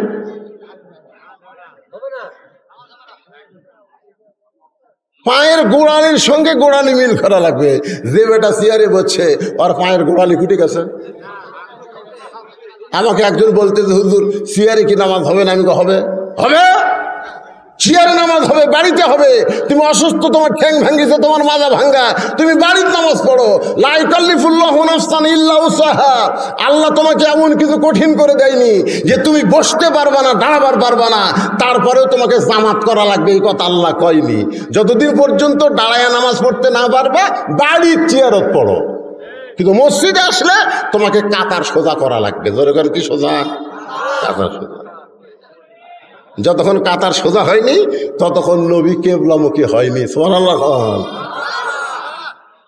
হযরত বেলাল আকামত দিচ্ছেন। আকামতের মধ্যে 2টা শব্দ আছে, কদ কামাতিস সালাহ, কদ কামাতিস সালাহ। আপনারা বলেন তো, কদ কামাতিস সালাহ শব্দের অর্থ কি? এবারে আপনারা কি বিরক্ত হচ্ছেন? মসজিদের উদ্যোগে মাহফিল। আমি এতক্ষণ ধরে কিসের ওয়াজ করতেছি? তাহলে সেই মসজিদের ওয়াজ শুনবেন না, মন্দিরের ওয়াজ শুনবেন? তাহলে কদ কামাতিস সালাহ শব্দের অর্থ কি? মুয়াজ্জিন তা আরবিতে কয়, এর বাংলা অর্থ কি? এর বাংলা অর্থ হলো অবশ্যই নামাজ দাঁড়িয়ে গেছে। কদ মানে কি? অবশ্যই। কামা মানে কি? খাড়া হওয়া। সালাত মানে কি? নামাজ। অবশ্যই নামাজ দাঁড়িয়ে গেছে। কদ কামাতিস সালাহ শোনার পরে আর বসে থাকা যাবে না। নামাজের যে কয়টা ফরজ, তার মধ্যে একটা ফরজ হলো দাঁড়িয়ে নামাজ পড়া। ধরে কোন ঠিক কিনা? কিন্তু আল্লাহর নবী তাকায় দেখে সামনে কাতারে একজন সাহাবী বসে আছে। কদ কামাতিস সালাহ শোনা পরে ওই সাহাবী দাঁড়াবার পারতেছে না, বসে আছে। নবী বললেন, এই সাহাবী, বেলাল আকামত দিয়ে কদ কামাতিস সালাহ বলছে, এরপরেও তুমি বসে আছো, তুমি কেন দাঁড়াও না? তুমি কেন দাঁড়াও না? আল্লাহ কোরআনে বলেছেন, এই যে কোরআন শরীফ দেখেন, এই কোরআনের মধ্যে আল্লাহ কোট করে বলেছেন, কুমু লিল্লাহি কানিতিন। তোমাকে অবশ্যই আনুগত্য নিয়ে আল্লাহর জন্য দাঁড়াতে হবে। এই হুকুম কার? রাসূল বললেন, কুম মানে কি? দাঁড়াও। লিল্লাহি আল্লাহর জন্য, কানিতিন আনুগত্য নিয়ে দাঁড়াও, সিনা টান করে দাঁড়াও না। নামাজ যখন দাঁড়াবা এরকম নিয়ত করার পরে তুমি যখন হাত বানবা, মনে করবা তোমার চাইতে বড় আসামি এই দুনিয়াতে আর কেউ না। ঠিক কিনা? এইভাবে হাত বানবা। সামনে কাতার একজন মুসল্লি হাত বানতে আছে, আর মসজিদের বারান্দাতে এক মুসল্লির মোবাইলে রিংটোন বাজছে রে, আর ঘুম ভাঙ্গায়া গেল রে মরার কুকিল। ওই খালি এরকম বলছে শালারে। যতক্ষণ আর মোবাইলের রিংটোন বাজছে প্রত্যেকবারই কথা শালারে, মানে মুখ ফসকে বের হয়ে গেল। তো নামাজ শেষ হলে আমি বললাম, কে ভাই বারান্দাত মোবাইলের রিংটোন বাজলো, আপনি সামনে কাতারে ও শালারে। হুজুর খেলে হাতটা বান্ধা না থাকলে ওর চাপা আমি ফাটাতাম, খেলে হাত বান্ধা আছে দেখে আমি লড়বার বাদ করছি না। তার মানে কি বোঝা গেল, হাত বান্ধা এটা সরকারের কোনো হ্যান্ডকাপ না, এটা আল্লাহর নামাজের হ্যান্ডকাপ। ধরে কোন কথা ঠিক কিনা? যখন রুকুতে গেলেন সুবহান রাব্বিল আযীম, সেজদায় গেলেন সুবহান রাব্বিল আলা। ওই ব্যক্তি যখন কবরে যাবে মুনকির নাকির জিজ্ঞাসা করতেছে মান রব্বুকা, তোমার রবকে? সঙ্গে সঙ্গে নামাজ খাড়া হয়ে বলতেছে, এ মুনকির নাকির, কাকে রব সম্পর্কে প্রশ্ন করতেছিস? যে দৈনিক 5 ওয়াক্ত নামাজ আদায় করেছে, মাঝে মধ্যে সুন্নত নফল আদায় করেছে, প্রত্যেকবার নামাজ শুরু করার সময় আলহামদুলিল্লাহি রব্বিল আলামিন বলে নামাজ শুরু করেছে, রুকুতে গেলে সুবহান রাব্বিল আযীম কইছে, সেজদাত গিয়া সুবহান রাব্বিল আলা কইছে। এতবার রব রব করে যে ব্যক্তি দুনিয়াতে নামাজ পড়ে কবরে আসলো, তাকে আবার রব সম্পর্কে প্রশ্ন করিস কেন? ফেরেশতা বলে, আল্লাহ তোমার বান্দাকে মান রব্বুকা প্রশ্ন করার সাথে সাথেই নামাজ যে ক্যাপা খেপলো, আমরা এখন করব কি? আল্লাহ বলে, ফেরেশতা তোমরা সাক্ষী থাকো, যেই ব্যক্তি নামাজ আদায় করে কবরে আইছে, রবের উত্তর তার হয়ে গেছে। নামাজ আদায় করে যারা কবরে যায় তাদেরকে মান রব্বুকা প্রশ্নের উত্তর দেওয়া লাগবে না, এটা অটোমেটিক হয়ে যাবে। ধরে কারণ সুবহানাল্লাহ। আল্লাহ নবী বললেন, দাঁড়াও। সবাই দাঁড়াইছে, আর তুমি বসে আছো কেন? এমন সময় ওই সাহাবী কাঁদতেছে। রাসূল কয়, কান্দো কেন? বলে, কান্দার কারণ হলো আজকে 3 দিন হলে না খাওয়ার কারণে আমার দেহটা এত দুর্বল হয়ে গেছে। হুজুর আপনি বলেছেন যখন মুয়াজ্জিন আজান দিবে পুরুষ মানুষ তারা বাড়িতে নামাজ পড়তে পারবে না, আপনি বলেছেন আজান দিলে পুরুষ মানুষকে মসজিদে আসতে হবে। আমি হামাগুড়ি দিয়া মসজিদের বারান্দায়, আমার মন বলতেছে সামনে কাতারের ফজিলত বেশি, শুধুমাত্র ফজিলত পাওয়ার আশায় সামনে কাতারে বসে গেছি। কিন্তু মুয়াজ্জিন বেলাল যখন আকামত দেয় আমি বারবার দাঁড়াবার চাই, কিন্তু আমার দেহ দুর্বল হওয়ার কারণে আমি দাঁড়াবার পারতেছি না। এই কথা বলার সঙ্গে সঙ্গে আল্লাহ নবী ডাক দিলেন, ওসমান। সুবহানাল্লাহ বলেন। নবীর অনেকগুলো সাহাবী, তার মধ্যে নবী ডাক দিলেন কাকে? ওসমানকে। কারণ নবী যখন মদিনার প্রেসিডেন্ট ছিলেন ওই সময় নবীর ওসমান ছিল খাদ্যমন্ত্রী, অর্থমন্ত্রী। জোরে কোন কি মন্ত্রী? অর্থমন্ত্রী, খাদ্যমন্ত্রী। আল্লাহ নবী যখন মদিনার প্রেসিডেন্ট ছিলেন ওই সময় ধর্মমন্ত্রী হলেন আবু বকর। কয়টা মন্ত্রীর নাম শোনেন? দেখেন তো মন্ত্রীর সাথে দপ্তরের সাথে তাদের মিল আছে কিনা। ধর্মমন্ত্রীর নাম হলো আবু বকর। যেরকম ধর্মমন্ত্রীর নাম কি? আইন মন্ত্রীর নাম হলো হযরত উমর। আইন মন্ত্রীর নাম কি? আর শিক্ষা মন্ত্রীর নাম হলো হযরত আলী। হযরত আলীর মতন শিক্ষামন্ত্রী যদি বাংলাদেশে থাকতো তাহলে আগডম বাগডম ঘোড়াডম সাজো, ঢাক ঢোলক ঝাঁঝর বাজো, এই মিথ্যা শিক্ষা দিয়ে একটা সার বেতন পেত না। জোরে কোন কথা ঠিক না? জালিকাল কিতাবুল আরাইবা ফি হুদাল লিল মুত্তাকিন, যারা শিক্ষা দিবে এদের বেতন খালি বেরিয়ে যাবে। জোরে কোন কথা ঠিক কিনা? এমন এক শিক্ষামন্ত্রী হবে ভাই,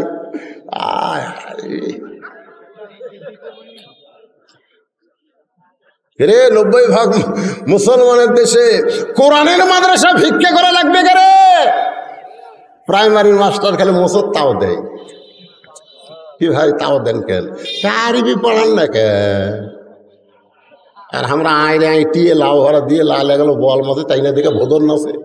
এই মিথ্যা শিক্ষা দিয়ে মাস গেলে 50,000 পাই। তখন আমরা গালো থেকে সর দেখো মরা না এলে এটা কোন দেশ রে? এটা কোন দেশ? কয়েকদিন আগে আমি গেছিলাম ইসলামপুর, জামালপুর ইসলামপুর, ধর্মমন্ত্রী এলাকা। যেরকম কি মন্ত্রী? ধর্মমন্ত্রী। আশ্চর্য। খালি মন্ত্রিত্ব দিলে হবে না, ধর্মের সাথে তার সম্পর্ক থাকা লাগবে। জোরে কোন কথা ঠিক কিনা? আল্লাহ রাসূল বললেন, সাহাবীরা আমার ধর্মমন্ত্রী আবু বকরকে তোমরা চিনো? সাহাবের বললেন, হুজুর চিনবো না কেন? সে হলো আপনারা 1 নম্বর সাহাবী। রাসূল বললেন খালি এই চিল্লা হবে না, আজকে জোহরের সময় স্বয়ং আল্লাহ তাআলা আমার আবু বকরকে সালাম দিয়েছে। সুবহানাল্লাহ। স্বয়ং আল্লাহ তাআলা আবু বকরকে সালাম দিয়েছে। নবী চমকে বলে, জিবরাইল, আমার আবু বকরের মধ্যে এমন কি গুণ আছে যে গুণের কারণে আল্লাহ সালাম দিল? জিবরাইল বলতে, হুজুর আমি তাই জানি, আল্লাহ খালি কইলে আবু বকরকে সালাম দিয়ে পুষে দাও, কিন্তু আবু বকর তো আপনার কাছে নাই। এই সালামটা আপনি আবু বকরকে পৌঁছায় দিবেন আর বলবেন আল্লাহর আরশ থেকে আবু বকরকে সালাম দিয়েছে। নবী চমকে গিয়ে বলে, জিবরাইল, আমার আবু বকর এমন কি আমল করে যে আমল করার কারণে আল্লাহ সালাম দেয়? জিবরাইল বলে, হুজুর আপনি তদন্ত করে দেখেন তো কোন আমলের কারণে আল্লাহ আবু বকরকে সালাম দেয়। দুনিয়ার সবাই যখন ঘুমায় গেছে এমন সময় নবী আমার তদন্তে বের হয়েছে। তদন্ত করতে গিয়া আবু বকরের জানলার পাশে দাঁড়াইছে। বিষাক্ত সাপ যেমন ফসফস শব্দ করে এমন করে কান্নার আওয়াজ আবু বকরের ঘরের ভিতর থেকে আসতেছে। নবী চমকে গেল। যেই মানুষটা জান্নাতের 1 নম্বর, সেই মানুষ কেমন করে গভীর রাত্রে কেন কান্দে? নবী কিছুই বললেন না। ফজরের সালাম ফিরাইয়া নবী আবু বকরের মুখের দিকে তাকায় থাকলেন, মুখটা মলিন, চোখ ভরা পানি। রাসূল বললেন, সাহাবীরা রে, তোমরা সবাই একটু ঘরের বাহিরে যাও, মসজিদের বাহিরে যাও, আবু বকরের সঙ্গে আমার গোপন কিছু গল্প আছে। সবাই যখন চলে গেল, নবী ডাক দিলেন, আবু বকর, এমন কি আমল করো বাবা যে আমল করার কারণে আরশের আল্লাহ তোমারে সালাম দেয়? গাছের গোড়া কাটলে গাছটা যেমন ঠাস করে পড়ে যায়, আবু বকর তেমনি পড়ে গেলেন মসজিদ নববীর মাজায়। রাসূল কপালে চুমা দিল, আবু বকর, এই খবর শুনে তুমি খুশি না হয়ে কান্দো কেন? আবু বকর বলে, হুজুর আমার মতন একজন সাধারণ মানুষকে, আমার মতন একটা সাধারণ মানুষকে আরশের আল্লাহ কেন সালাম দেয় আমি নিজেও জানি না। রাসূল বলে, আবু বকর, আমিও জানতাম না, জিবরাইলও জানতো না, কিন্তু তদন্ত করে দেখেছি দুনিয়ার সবাই যখন ঘুমায় তখন তুমি এমন করে কান্দো কেন? আবু বকর বলে, রাসূলুল্লাহ, আমার বড় ভয় হাসরের ময়দানে আল্লাহ যদি সবাইকে জান্নাত দেয় আর যদি বলে একটা ব্যক্তি জাহান্নামে যাবে, আমার মনে হয় সেই একটা ব্যক্তি যদি আবু বকর হয়। রাসূল বলে, আবু বকর, যার কলিজায় যত আল্লাহর ভয় তার জন্য আরশের আল্লাহর সালাম লিল্লাহ করবে। আইনমন্ত্রীকে কেমন আইনমন্ত্রী? এই কেমন আমাদের বাংলাদেশের আইনমন্ত্রী নাই? কতক্ষণ আছে না নাই? আর ওমর আইনমন্ত্রী, যে উমর সম্পর্কে রাসূল বলেছে আমার পরে কেউ যদি নবী হতো লাউ কানা উমর, জোরে গান সুবহানাল্লাহ। অর্থমন্ত্রীর নাম কি? ওসমান গনি। জোরে বলেন নাম কি? ওসমান গনি। রাসূল ডাক দিলেন, ওসমান। সঙ্গে সঙ্গে ওসমান বলে, লব্বাইক রাসূলুল্লাহ। আল্লাহ নবী বলেন, ওসমান, তোমার এই ভাই, এ ভাই মনোযোগ দিয়ে শোনেন, তোমার এই ভাই আজকে 3 দিন হলে না খেয়ে আছে। কয় দিন? না খাওয়ার কারণে বেলাল আকামত দিচ্ছে, দাঁড়াবার পারতেছে না। আল্লাহ তোমাকে এত সম্পদ দান করছে, সেখান থেকে তোমার ভাইকে কি কিছু দেওয়া যায় না? রাসূল কিন্তু মারাত্মক কথা কয়েছে, আল্লাহ তোমাকে এত সম্পদ দান করছে। এ কথার দ্বারা রাসূল কি বুঝাইলেন? সম্পদের মালিককে। আরো জোরে বলেন। পকেটের টাকা আছে, ব্যাংকের টাকা আছে। হ্যাঁ, কি হুজুর আমার ভবিষ্যতে কোনো চিন্তা নেই, আমার ব্যাংকে 20 লাখ টাকা আছে, খালি মরে দেখ চিন্তা আছে না নাই? তোর ভবিষ্যৎ কিরে পাগলা? ভবিষ্যৎ ব্যাংকের টাকা না, তোর ভবিষ্যৎ হলো মরা। জোরে কোন কথা ঠিক কিনা? বাংলাদেশে এক বাপ মরে গেছে, ছেলেমেয়েরা টাকা নিয়ে ভাগ করতে করতে বাপ যে মরিছে ওরা খেয়ালি নেই। 48 ঘন্টা হয়ে গেছে, লাশ ফুলে উঠছে। পাশের লোকরা চিন্তা করে, কে এই বাড়ির মুরব্বী মরে গেল, তার দাফন কখন হবে, জানাজা কখন হবে, কোনো ঘোষণাই তো হলো না। ওরা বাড়ির মধ্যে ঢুকে দেখে ওরা কে কোন ব্যাংকের টাকা নিবি, কে কোন বাসা নিবি, এই যে গন্ডগোল লাগছে। মশারির মধ্যে তাকে দেখে লাশ ফুলে পেট ফুলে উঠছে। তখন আশেপাশের লোকেরা পবিত্র করে পরিষ্কার করে ওকে কাপড় পরা জানাজা করে কবর দিছে, তাও বাচ্চা কাচ্চার হুঁশ হয়নি। আর ভবিষ্যৎ হলো টাকা যারা জমা করে থবে তাদের ভবিষ্যৎ হলো সন্তানের মধ্যে গন্ডগোল লাগাই দিয়ে যাওয়া। জোরে কোন কথা, ঠিক কথা কন না কে? টাকার মালিককে, হ্যাঁ, রাসূল বলেন ওসমান, আল্লাহ তোমাকে এত সম্পদের মালিক বানায় দিস, তোমার এই ভাই 3টা দিন হলে না খেয়ে আছে, তোমার ভাইকে তুমি কি কিছুই দিবার পারবা না? বলে চোখের পানি বের করে কান্দার বলে রাসূলুল্লাহ, আমার ভাই 3 দিন হলে না খেয়ে আছে, এইটা যদি আমি আগে জানতাম তাহলে নিজে না খাইয়া আমার ভাইয়ের বাড়িতে খাবার পৌঁছাইয়া দিতাম। সুবহানাল্লাহ কয় না? আপনারা কি বিরক্ত লাগতেছে? এই বিরক্ত লাগে, ওটা ভাষা করেন কেন? ওটা ভাষা কি জন্য করেন বলেন? পেশাব লাগতেছে?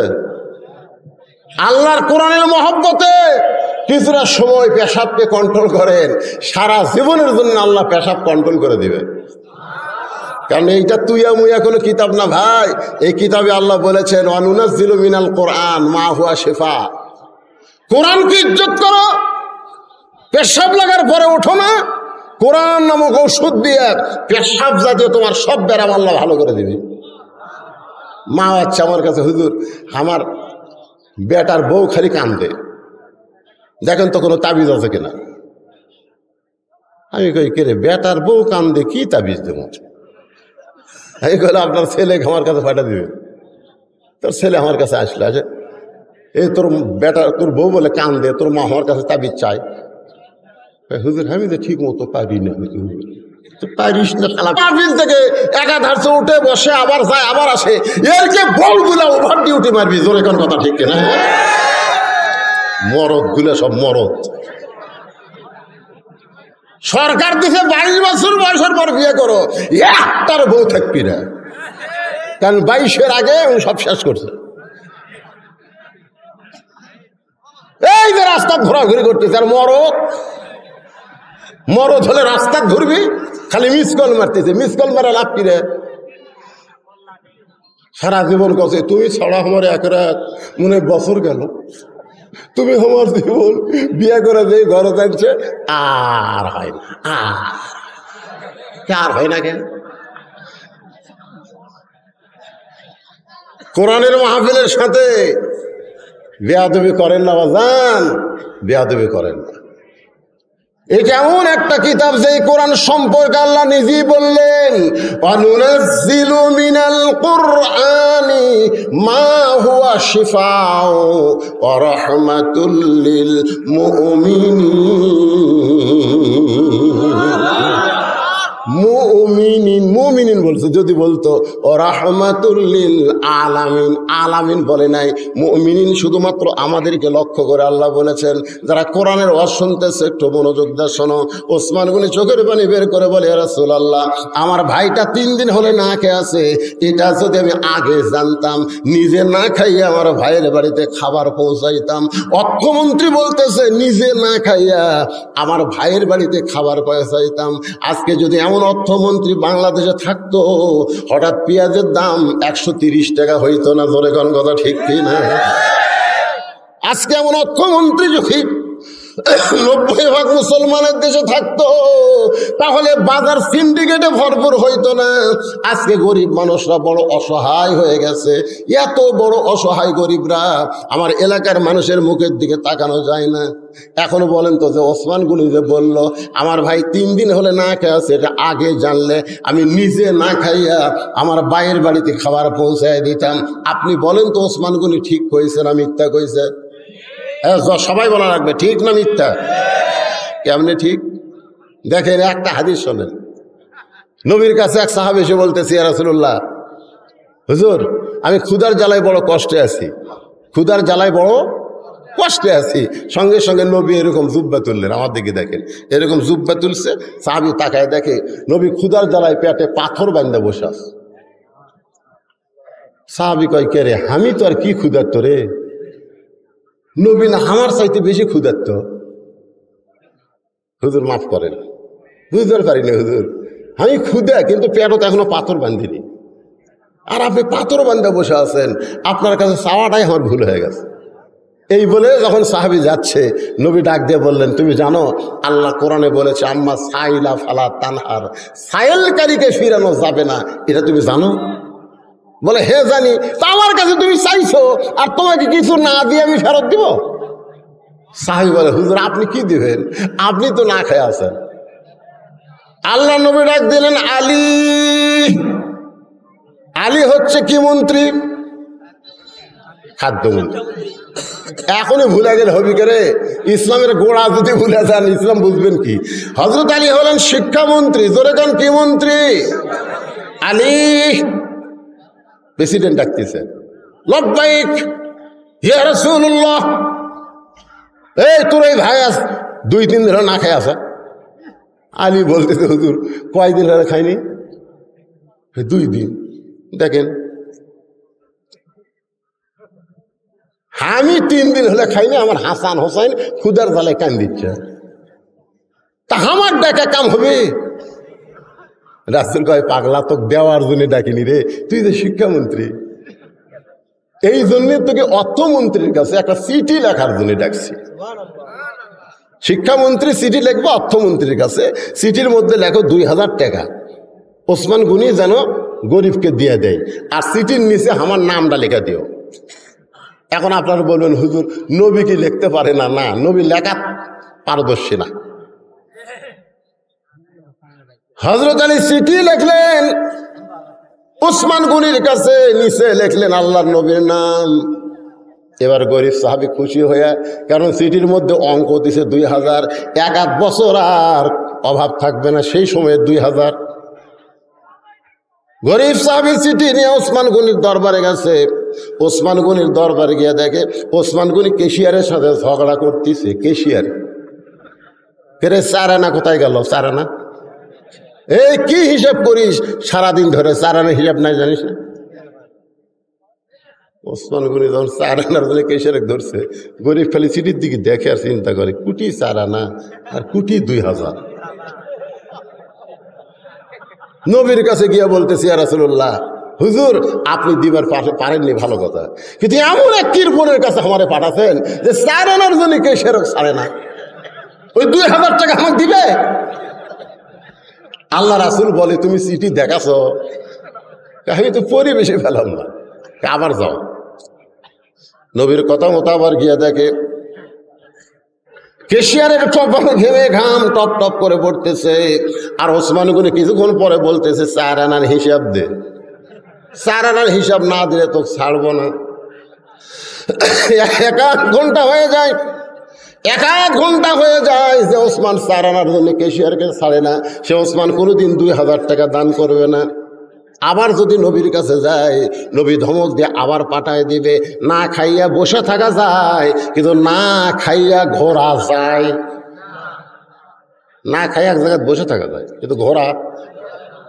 আমি দেখছি আমার গ্রামের এক ফকির একবারে ভিক্ষা নিয়ে 2 বাড়ি বাদ দিয়ে আবার 3য় বাড়ির দরজা। আমি বললাম, কে রে ভাই, মাঝখানে 2 বাড়ি বাদ দিলা কেন? হুজুর আপনি ভিক্ষা করেন তখন বুঝবেন। আমি বললাম, ভিক্ষা করে বোঝা লাগবে কে রে? তুই বুঝা দিলি তো বুঝি। বলে, হুজুরে তো মাঝখানে 2 বাড়ি আমি তালাক দিছি। তালাক দিলি কেন? বলে, এর আগে কমপক্ষে 10 বার ভিক্ষা চাইছি, প্রত্যেক বাড়ি বলেছে মাফ করো। তো যারা ফকিরের কাছে মাফ চাই, এই শালাকের চাইতে বড় ফকির আর দুনিয়াতে নাই। এরকম আমি তালাক দিতে, হুজুর আমার সময়ের দাম নেই। আপনি কি মনে করছেন আমার সময়ের দাম নাই? যে বাড়ির ভিক্ষা নাই সেই বাড়ির ফকির নাই। গরিব সাহাবী চিন্তা করে, 2 বার গেলাম 4 আনার হিসাব ছাড়ে না, আবার যদি যায় নবী আবার পাঠায় দিবে। দরকার নাই, না খাইয়া বসে থাকা ভালো, কিন্তু ঘোরা ভালো না। সিটি পকেটের মধ্যে রাইকে গরিব সাহাবী যখন গোপন রাস্তা দিয়ে পলাবার যায়, এমন সময় দেখে রাস্তার মাথায় হযরত আলী দাঁড়ায় আছে। শিক্ষামন্ত্রী হযরত আলী রাস্তার মাথায় এভাবে জোড়হাত করে বলতেছে, ভাইজান তোমার যে চিঠি লিখে দিলাম তার বিনিময় হিসাবে 2টা টাকা কি আমাকে দেওয়া যায় না? তোমার কাছে ভিক্ষা চাচ্ছি না, দান চাচ্ছি না, আমি শিক্ষামন্ত্রী হয়ে যে তোমার চিঠি লিখে দিলাম, এর বিনিময়ে কি 2টা দিরহাম আমাকে দিবা না? আমার হাসান হোসাইন বড় না খেয়ে কাঁদতেছে, ভাই রে 2টা টাকা দাও, এই 2 টাকার বিনিময়ে হাসান হোসাইনকে আমি একটু খাওয়াবার চাই। গরিব কান্দে। আলী বলে কান্দো কেন? বলে আপনি শিক্ষামন্ত্রী হয়ে আপনার সন্তানরা না খেয়ে আছে, কিন্তু আপনি দেখেন এই চিঠিখানা আমার পকেটের মধ্যে, এখন পর্যন্ত এই চিঠি ওসমানের কাছে আমি দিবার পারি নাই। আলী বলতেছে কারণ কি? বলে 2বার গেছি, ক্যাশিয়ারের সঙ্গে ঝগড়া করতেছে 4 আনার হিসাব দে। যেই বেটা 4 আনার হিসাব ছাড়ে না, সেই বেটা কোনোদিন গরিবকে 2000 টাকা দেবে না।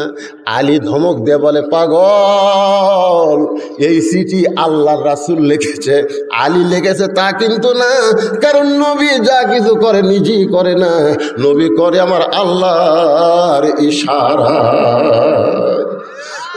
মায়ান্তিকু পড়েন, মায়ান্তিকু আনিল হাওয়া ইন হুয়া ইল্লা ওয়াহয়ুন ইউহা। যা আবার যা। হযরত আলীর ধমকে গেছে, যা দেখে ওসমান গনি আর কেশিয়ার 2 জন আল্লাহর শুকরিয়া আদায় করতেছে। আলহামদুলিল্লাহ আলহামদুলিল্লাহ, 4 আনার হিসাব মিলে গেছে। জোরে কোন সুবহানাল্লাহ। আপনাদের মনে হচ্ছে হুজুর 4 আনা কোনো পয়সা হলো? 4 আনাও গরিবদের ধনীদের কাছে পয়সা। তুমি যদি হিসাব না করো, যাকাত দাও, তোমার একটা টাকা তো আল্লাহর দরবারে আদায় হবে না। ধরে কোন কথা ঠিক কিনা? পাই পাই পাই পাই হিসাব করা লাগে। যেই মাত্র গরিব চিঠিখানা ওসমানের দরবারে দেয়, ওসমান চিঠিখানা পড়ে একটা চুমা খাইছে। চুমা খাওয়ার পরে বলতেছে ভাইজান এই চিঠি কে পাঠাইছে? গরিব সাহাবী বলে নিচের দিকে তাকায় দেখেন আল্লাহর নবীর নাম লেখা আছে, আল্লাহর নবী এই চিঠি পাঠাইছে। সঙ্গে সঙ্গে ওসমান গনি চিঠিতে একটা চুমা দিয়ে বলে ভাইজান এই চিঠি কে পাঠাইছে? গরিব পাইকারে আল্লাহর নবী এই চিঠি পাঠাইছে। সঙ্গে সঙ্গে ওসমান গনি চিঠিতে একটা চুমা দিয়ে বলে ভাইজান এই চিঠি কে পাঠাইছে? গরিব মনে মনে কয় তুই 4 আনার জন্য কেশিয়ার ছাড়িস না। চিঠির মধ্যে 2000 টাকার অঙ্ক দেখে তোর মাথা পাগলা হয়ে গেছে। এই চিঠি আল্লাহর নবী পাঠাইছে। সঙ্গে সঙ্গে ওসমান গনি চিঠিতে একটা চুমা দিয়ে বলে ভাইজান এই চিঠি কে পাঠাইছে? গরিব চিল্লাই বলে তোর টাকার আমার দরকার নাই। 3বার নবীর নাম বললাম, এরপরেও যখন জানতে চাস কে পাঠাইছে, তোর টাকার আমার দরকার নাই। রাগ করে নবীর কাছে গিয়ে বলে রাসূলুল্লাহ আপনি দিবার পারবেন না ঠিক আছে, কিন্তু এমন কৃপণ ওসমানের কাছে আমারে কেন পাঠাইছেন? 3বার আপনার নাম বললাম, আপনি চিঠি পাঠাইছেন, কিন্তু আমার কাছে খালি শুনবার চাই চিঠি কে পাঠাইছে, আর নাম বলি নাই হুজুর। রাগ করে আপনার কাছে নালিশ দিলাম। নবী চোখের পানি বের করে বলে আমার অর্থমন্ত্রী তো এমন হওয়ার কথা না। আমার অর্থমন্ত্রী কি বাংলাদেশের টাকা বিদেশে পাচার করলো নাকি? অর্থমন্ত্রী কেন এমন করে ফেরত দিল? আমার অর্থমন্ত্রী এমন হওয়ার কথা না।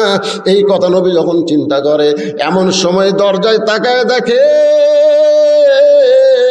অর্থমন্ত্রী ওসমান 1 বস্তা টাকা মাথায় নিয়ে দাঁড়ায় আছে। নবী বলে বাবা ওসমান তোমার ভাইকে 2000 টাকা দান করার কথা বলেছি, কিন্তু 2000 টাকা না দিয়ে 1 বস্তা টাকা কেন নিয়ে আইছে? ওসমান গনি কান্দের বলে রাসূলুল্লাহ প্রথম চিঠি পাওয়ার কারণে আমার ভাইকে আমি 2000 টাকা দেওয়া নিয়ত করেছি, আর বারবার নিয়ত করেছি যতবার আপনার পবিত্র নাম বলবে প্রত্যেকবার 2000 করে টাকা পাঠায় দিব। এ পর্যন্ত 3বার আপনার নাম বলেছে, এই 3বার নাম বলার কারণে 6000 আর চিঠির কারণে 2000, এই 8000 টাকার বস্তা আপনার হাতে দিলাম। আপনার পবিত্র হাত দিয়া আমার গরিব ভাইকে দিয়ে দে। সাহাবীও কান্দে, নবীও কান্দে। আল্লাহ ওসমানকে কি দিব? আল্লাহ বলে কোনো কিছুই দেওয়া লাগবে না, জ্ঞানী ডিগ্রি দিয়া ওসমানকে আপনার অর্থমন্ত্রীর দায়িত্ব দিয়া দেয়। জোরে কন্যা সুবহানাল্লাহ। সে ওসমানকে নবী বলতেছে, ওসমান, আল্লাহ তোমাকে এত সম্পদ দান করেছে, তোমার গরিব ভাইটা না খেয়ে বসে আছে, তুমি কি তাকে খাবার দিবার পারো না? ওসমান বলে চোখের পানি বের করে বলে, হুজুর, আমার ভাই 3 দিন হলে না খেয়ে আছে, এটা যদি আমি আগে জানতাম, নিজে না খাইয়া আমার ভাইয়ের বাড়িতে খাবার পৌঁছাইতাম। সঙ্গে সঙ্গে নবী মুস্কি হাসি দিয়ে বললেন, রে গরিব সাহাবী, আজকের মতো তুমি বসে বসে নামাজ পড়ো, নামাজ শেষ হয়ে গেলে তুমি ওসমানের কাছে যাবে, ওসমান এমন দেওয়া দিবে তোমার আর কোনোদিন না খায়া থাকা লাগবে না। সুবহানাল্লাহ না খায় আল্লাহর ধন ওসমানকে দিয়া আল্লাহ গেছে খালি হইয়া, আল্লাহর ধন ওসমানে দিয়া আল্লাহ কাছে খালি হইয়া, কেউ কোনদিন ফিরবে না রে ওসমানেরই দরবারে। যদি এই কথা কয়, সওয়াব হবে না পাপ হবে? আরো ধরে গান কি হবে? নই বলতেছে, নামাজ শেষ হলে ওসমানের কাছে যাইও, ওসমান এমন দেওয়া দিবে তোমার আর না খেয়ে থাকা লাগবে না। ওই দুর্বল সাহাবী ছোট বাচ্চার মতন কান্দে। রাসূল বলে, কান্দো কেন? নামাজ শেষ হলে ওসমানের কাছে যাবে, কান্দো কেন? বলে, ইয়া রাসূলুল্লাহ, এখন পর্যন্ত আমার ঈমান বলতেছে ইন্না সলাতি, পড়েন, ইন্না সলাতি ওয়া নুসুকি ওয়া মাহইয়ায়া ওয়া মামাতি লিল্লাহি রাব্বিল আলামিন। দুর্বল সাহাবী বলছে, তো হুজুর, এখন পর্যন্ত আমার ঈমান বলতেছে ইয়্যাকা না'বুদু ওয়া ইয়্যাকা নাস্তাইন, আমি যার ইবাদত করি তিনি আমাকে সাহায্য করবে।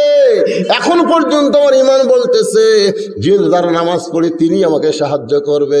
যতক্ষণ পর্যন্ত আমার ঈমান বলবে যারা নামাজ পড়ি তিনি আমাকে সাহায্য করবে, ততক্ষণ পর্যন্ত না খাইয়া খাইয়া মরে যাব, কিন্তু আমি ওসমানের দরজায় যাব না।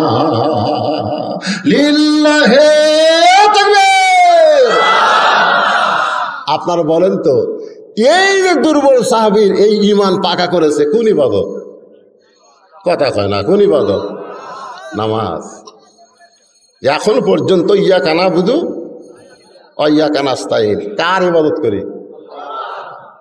না খাইয়া খাইয়া মরে যাব, কিন্তু আল্লাহ ছাড়া ওসমানের দরজাতে আমি যাব না। সঙ্গে সঙ্গে নবী জোড়হাত করে বললেন, আজকে আসরের নামাজ দেরিতে হবে, আজকে আসরের নামাজ দেরিতে হবে। এই কথা বলে নবী মেহরাব থেকে গরিব সাহাবীর দিকে পা বাড়ালেন। ওমর ফারুক নবীর জুব্বা টেনে ধরে বলতেছে, ইয়া রাসূলুল্লাহ, আপনার জুতার পরশে আল্লাহর আরো ধন্য হয়ে যায়, আর আপনি মেহরাব ছেড়ে একটা গরিব সাহাবীর কাছে যাবেন কেন? আপনি খালি হুকুম দেন, আমি ধরে নিয়ে আসতেছি। নবীর কথার ওপর কথা মারতেছে। নবী কইছেন আমার শেষ হলে ওসমানের কাছে যাও, আর এই বেটা বলতেছে মরিয়া যাবো, তাও যাবো না। ওর কাছে আপনাকে যাওয়া লাগবে কেন? আপনি খালি কন অকলি আসি। আপনি কি সাধারণ মানুষ নাকি? আপনার জুতার পরশে আল্লাহর আরো ধন্য হয়ে যায়।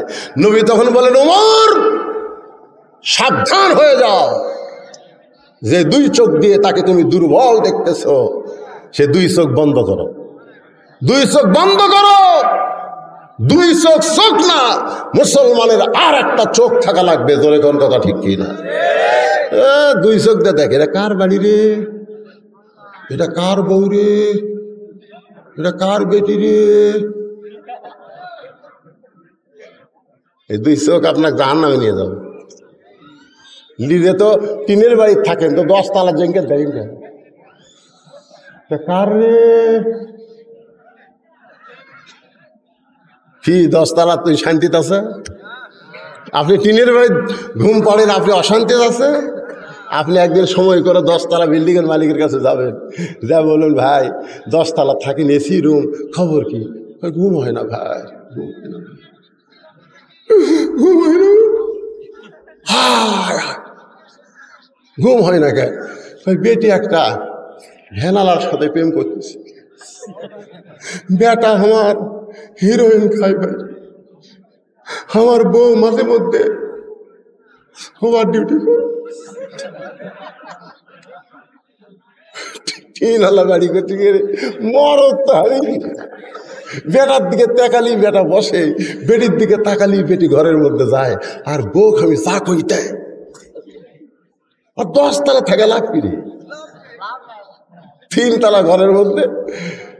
আগে গেটের চাবি লাগাচ্ছে, শোনেন, গেটের চাবি লেগে টানতিছে, জাপানি তালা ঠিক মতো লাগছে কিনা, আবার যায় 3 তলার ঘরও তো আবার সিটকারি দিয়ে, তারপরে ঘুমের বড়ি খাইয়াই ঘুম আসবে। আল্লাহুম্মা বিসমিকা বলতি উপর তলার এক ইন্দুর, বিড়াল নিচ তলা ইন্দুর ধরা ধরে লাফ মারছে, যেই লাফ মারে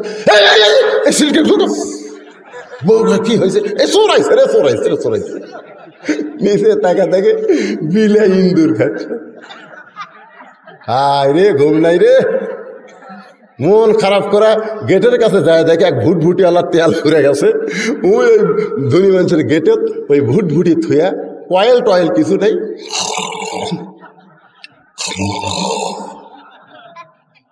আস্তে করে গেট খুলে ভুটভুটি আলার মাথার হাত দিয়ে বলতেছে, কে ভাই তুই তো জান্নাত রে, আর আমি জাহান্নাম, আমার সঙ্গে ঘাড় কাট করে কি দেখে, কি দেখে, পরের বউ কেন দেখবেন, নিজের বউ দেখেন। প্রত্যেক দেখাই দেখায় আল্লাহ সওয়াব দিবে, জোরে কোন কথা ঠিক কিনে। এটা কার বউ রে, কার বেটি রে, কার বাড়ি রে, এই 2 চোখ আমাকে ধ্বংস করে দিছে। ছোটবেলায় আমরা লেখাপড়া করেছি, 1 চন্দ্র, 2 পক্ষ, 3 নিত্র, নিত্র মানে চোখ। আল্লাহ নয় বলে, ওমর 2 চোখ দিয়ে দুর্বল সাহাবীকে দেখতেছো, এই 2 চোখ বন্ধ করো, অন্তরের চক্ষু দিয়া ওই দুর্বল সাহাবীর দিকে তাকাও। সঙ্গে সঙ্গে হযরত ওমর 2 চোখ বন্ধ করে অন্তরের চক্ষু দিয়ে যখন তাকায়, আইন মন্ত্রী হযরত ওমর থরথর করে কাঁপতে কাঁপতে মসজিদে নববীর মধ্যে পড়ে যায়। সাহাবেরা বললেন, ইয়া রাসূলুল্লাহ, ওমর ফারুক পড়ে গেল, তার মাথাত কি আমরা পানি দেব? আল্লাহ রাসূল বললেন, কোনো পানি দিও না, ও এক সময় হুঁশ ফিরে পাবে। চোখ বন্ধ করলে কি দেখলো আমরা সবাই ওমরের কাছে শুনতে চাই। সুবহানাল্লাহ। না কেন আল্লাহ রাসূল বলছেন চোখ বন্ধ করো, দেখো যার কাছে আমি যাচ্ছি তুমি আমার জুব্বা টানা ধরছো, তাকায় দেখো। ওমর ফারুক চোখ বন্ধ করে দেখে থর থর করে কাঁপতে কাঁপতে পড়ে গেছে। সাহাবীরা বলে, হুজুর ওমরের মাথার কি পানি দিব? রাসূল বলে, পানি দিও না, ও এক সময় হুঁশ ফিরে পাবে, ওর কাছে আমরা জানতে চাই চোখ বন্ধ করে দেখলো কি, যেটা দেখার পরে আর স্থির থাকতে পারলো না। সাহাবেরা বললেন, হুজুর তাহলে উমরের হুঁশ ফিরে আসুক, আমরা শুনবার চাই। উমর ফারুক কি দেখলেন? আজকে বাংলার মুসলমান আমাদের সেই দেখার দরকার আছে না নাই? কারা কারা দেখবেন আল্লাহকে একটু হাত দেখান তো দেখি। লিল্লাহে তাকবীর। ও যে সবুজ, ওই যে সবুজ দেখেন, ওই হাত তুললে খাড়াই আছে, এরা হাত তুললে কি হয়? ওই কি অন্য জাতের নাকি রে? আচ্ছা ঠিক আছে, ঠিক আছে, ওই বলে গুল খায়, খায় গুলি খায়। কি ভাই মন খারাপ করতেছে? উমরের মতো আইন মন্ত্রী রে, যে আইন মন্ত্রী কেমন মসজিদ নববীতে একদিন খুতবা দিচ্ছে। শোনেন সামান্য একটা হিস্টোরি কই। কয়টা বাজলো? বিরক্ত হচ্ছেন নাকি আপনারা? না আসলে আপনাদের বসাটা আমার খুব ভালো লাগতেছে। মসজিদকে কেন্দ্র করে, মসজিদকে সামনে নিয়েই কিন্তু কথা বলতেছি, যেরকম কথা ঠিক কিনা। তো এখন মসজিদের মেম্বারে দাঁড়িয়ে হযরত ওমর খুতবা দিচ্ছে, যেরকম কি দিচ্ছে? আমি কার কথা বলতেছি? আইন মন্ত্রী। যেরকম কি মন্ত্রী? মাঝখান থেকে এক সাহাবী দাঁড়িয়ে বলতেছে, ইয়া আমিরাল মুমিনিন। তখন তিনি মদিনার খলিফা। শুধু মদিনার খলিফা নয়, বাংলাদেশের মতন 96টা দেশের খলিফা।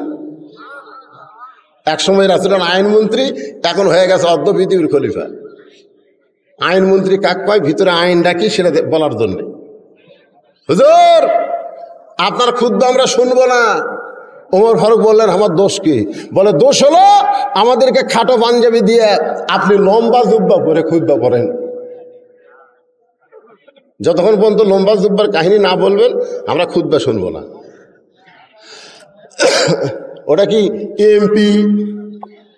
ওমর ফারুক কি এমপি, মন্ত্রী? প্রধানমন্ত্রী, অর্ধ পৃথিবীর খলিফা।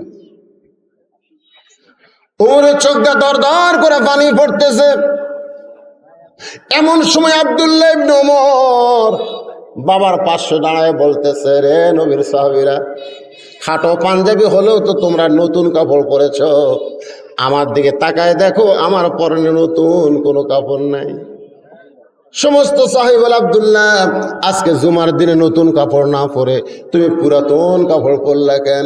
আব্দুল্লাহ বলতেছে, এই ব্যক্তির লম্বা জুব্বা বানানোর কারণে আমার নতুন কাপড় পরা হইল না। আমার কাপড়টা আমার বাবাকে গভীর রাত্রে দান করেছি, বাবা তার কাপড় আমার কাপড় একত্র করে আজকে লম্বা জুব্বা পরে খুতবা দেয়। এখন বলো বাবার খুতবা শোনা যাবে কিনা? সমস্ত মুসলমান চিল্লায় বলে, আল্লাহর কোরআন দিয়ে যখন রাষ্ট্র চলবে, কোরআনের যখন বিজয় হবে, তখন এমন নেতাই মুসলমান দেখতে পাবে। সে হযরত ওমর থরথর করে কাঁপতে কাঁপতে পড়ে গেছে। সাহাবীরা বললেন, ইয়া রাসূলুল্লাহ, উমরের মাথাতে আমরা পানি দিয়ে হুঁশ ফিরাবো। রাসূল বললেন, পানি দিও না, ও এক সময় হুঁশ ফিরে পাবে। কি দেখে পড়ে গেল ওমর? আমাদের সবাইকে জানতে হবে। আমরা সবাই জানবো না? আল্লাহর কোরআন থেকে আমরা জানবো। সেই জানার আগ দিয়ে এই মসজিদের পেশাবখানার জন্যে, পেশাবখানা ওযুখানার জন্যে আপনাকেও কিছু দেওয়া লাগবে। এই ছেলেরা মাহফিল করতেছে, হুজুর আমাকে মাহফিলের জন্য কোনো টাকার দরকার নাই, আল্লাহর ঘরের জন্য কিছু টাকা আপনি আদায় করবেন। এখানে আমি 10 জন আল্লাহর বান্দা চাই, 10টা আল্লাহর পাগল, আশারে মুবাশশারা 10 জন সাহাবীর সঙ্গে জান্নাতে যাওয়ার জন্যে 5টা করে 1000 টাকা দিবেন। 5000।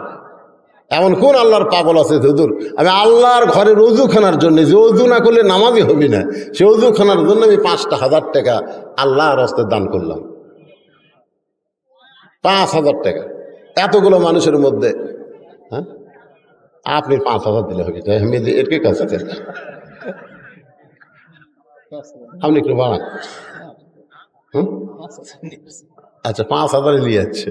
লিল্লাহি তাকবীর। আজকের মাহফিলের সভাপতি সাহেব 5000 টাকা ধরে বলেন মারহাবা দেন। হাসেন কি? সাথে সাথে নেওয়া ভালো লাগে।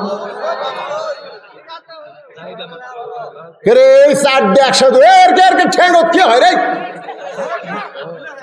আশ্চর্য ধনের কথা। মাশাআল্লাহ, আমি চাইব মাত্র 5000 টাকা নগদে করছে দান, আমরা দোয়া করে দেব। আজকের মাহফিলের সম্মানিত সভাপতি আলহাজ মোহাম্মদ মোবারক আলী আমার ভাইকে, এক ভাই আমরা আরাফাতের হাজি, একসঙ্গেই যেন আল্লাহ আমাদেরকে জান্নাত দেয়। ধরে কোন আমি বাপ মা বাঁচে আছেন, মারা গেছে, মা আছে, আমারও মা আছে। বাবার মতন আপন বন্ধু নাই রে দুনিয়ায়, নিজে না খাইয়া বাবা সন্তানকে খাওয়ায়, বাবার মতন আপন বন্ধু নাই রে দুনিয়ায়। আমি দোয়া করে দেই আমার ভাইজানের বাবাকে আল্লাহ জান্নাতি কবর কবুল করুক। জোরে কোন আমিন। বাবজান আপনি কিছু কম, আপনিও 1000 কম দেন, সভাপতি 5 দিন, আপনি 4।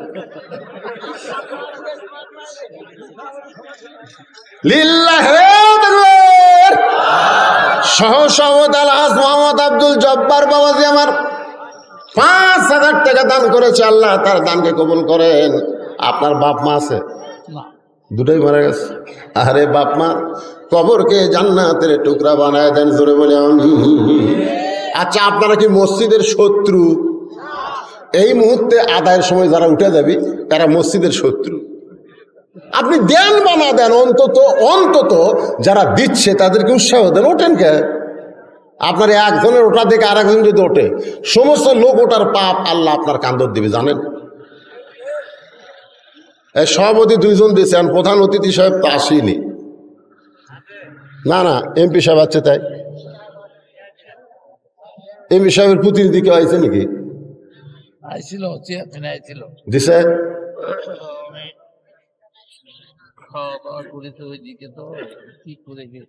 এই যুবকেরা যারা মাহফিল করতেছ, তোমরা কোথায় বাবা? এইখানে যুবকেরা আছে না? সব কোন জাত গেছে রে?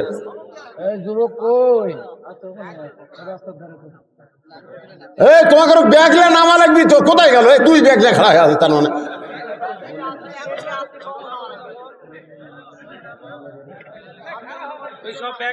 ফাতেমার কবর, ফাতেমার কবর, কে যেন ডাক দেবে আলিফ, ফাতেমা পর্দা নিশি, আমি আল্লাহ জোহরা ডিগ্রি দিয়া ফাতেমার কবরটাকে কিয়ামত পর্যন্ত পর্দা করেছি।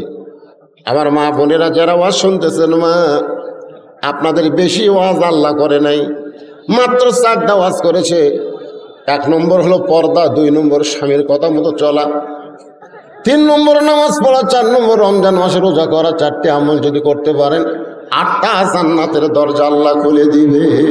দেন এই ব্যাগলা খালি ঘরে গেলে, খালি ঘরে গেলে ব্যাগলে রে দেন, যাই যা পারেন আল্লাহর ঘরে দেন, সবাই দেন। দানকারী গো পিতা মাতা, সুখের আইকো কবরে, নূরের টুপি পরাইয়া উঠাবেন রোজ হাসরে। আমি আশ্চর্য হয়ে গেলাম, কে খালি সভাপতি আর সহসভাপতি দান করে, আর লোক নাই, এটেজের ওপর লোক নাই। নগদ বাকি যে যা পারেন লিখে দেন তো। অজুখানার জন্য সিমেন্ট লাগবে, সিমেন্ট দেন। টাইলস লাগবে, টাইলস, যে বসে থেকে উজু করবেন ওটা টাইলস দিবে, দেন। আল্লাহ রাস্তায় গঞ্জ হুজুর আমি 10টা টাইলস দেবো, অসুবিধা কি? হ্যাঁ, আহনাফ হক রাইয়ান 500 টাকা দান করেছে আল্লাহর ঘরে। আল্লাহ দানকে কবুল করেন। এরকম 500, 1000 যাইদা পারেন দেন, বাজান দেন, দেন। দুনিয়ারই সম্পদ দুনিয়াতে রবে, ফকির হইয়া মানুষ কবরেতে যা। আপনারা যাচ্ছেন কেন? আজকে শেষ, যাচ্ছেন কেন? ওর ঘর কি দেখলো রে? হ্যাঁ,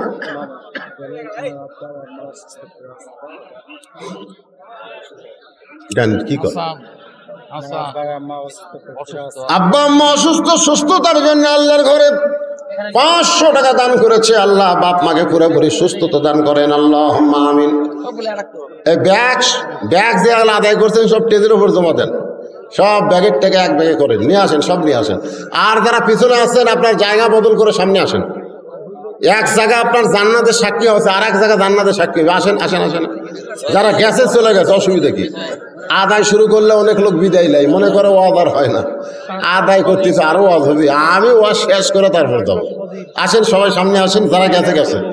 সিটা পাতান একসঙ্গে সবসময় থাকে না ভাই রে, সিটা পাতান বহুদিন একসঙ্গে থাকে, কিন্তু বাতাস দেওয়ার সাথে সিটা পাতানগুলো উড়ে যায়। আদায়টা হলো বাতাসের মতন, যে আদায় শুরু করে সিটা পাতান সজীব নামে এক ছেলে 5 বস্তা সিমেন্ট দিয়েছে। লিল্লাহি তাকবীর। সজীব নামে আল্লাহ তোমার একজন বান্দা 5 বস্তা সিমেন্ট আল্লাহর ঘরে করছে দান। আল্লাহ সজীবের দানকে আল্লাহ আপনি কবুল করেন। আল্লাহ নেক নিয়ত নিকাশা পড়া করেন, আল্লাহুম্মা আমিন। ভাবজান কি দিলেন? 200 টাকা, মাশাআল্লাহ। আল্লাহ জি, তোমার এক বান্দা 200 টাকা নগদ করছে দান। আল্লাহ দানকে কবুল করে জান্নাত ঘরের মালিক বানায় দেন, আল্লাহুম্মা আমিন। জায়েদ মিয়া বাপ মার জন্য 1 বস্তা সিমেন্ট করবে দান। আল্লাহ বাপ মার কবর জান্নাতের টুকরা বানিয়ে দেন, আল্লাহুম্মা আমিন।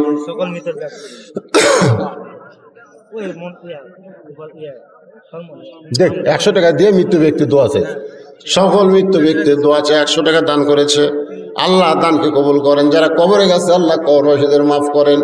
একটু জিকির করে লা ইলাহা ইল্লাল্লাহ, জোরে জোরে লা ইলাহা।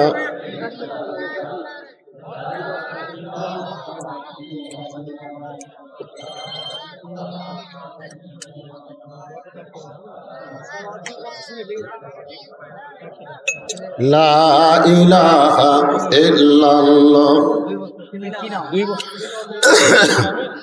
500 টাকা জয়নুল বিবি চক গোবিন্দ।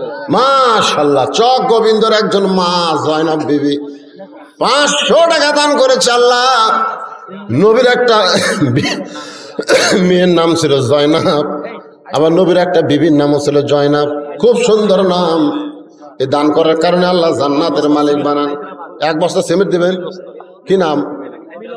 মিলন। আল্লাহ তোমার ঘরে 2 বস্তা সিমেন্ট করবে দান।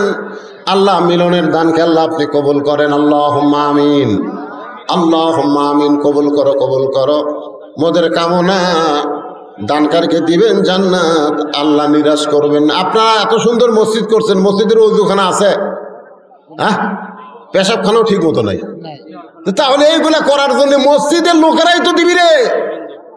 আপনারা যারা মসজিদ করেছেন এত সুন্দর, তারা এটা করতে পারবেন না? নিশ্চয়ই পারবেন। এই যে রবিউল এরকম দেন, রবিউল ইসলাম 2 বস্তা সিমেন্ট করবে দান। আল্লাহ রবিউলের দানকে আল্লাহ আপনি কবুল করেন।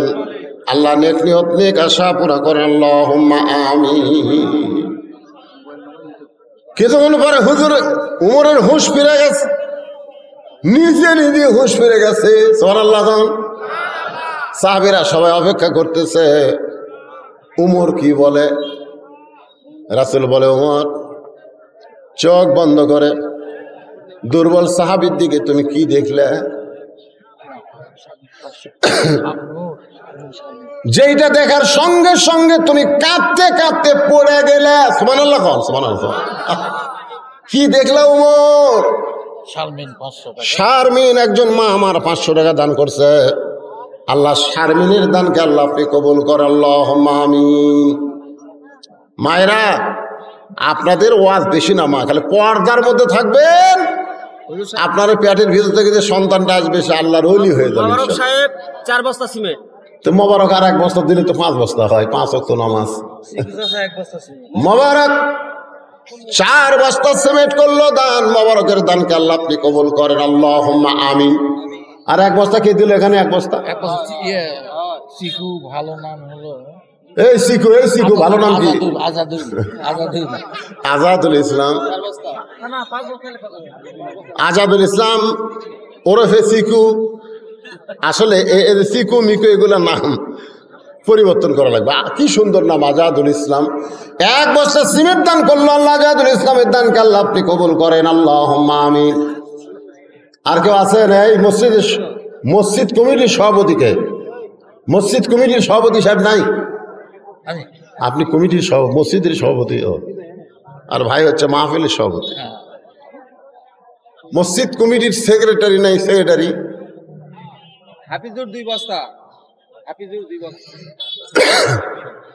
হাফিজুল ইসলাম 2 বস্তা সিমেন্ট দান করবে। আল্লাহ হাফিজুলের দানকে কবুল করেন।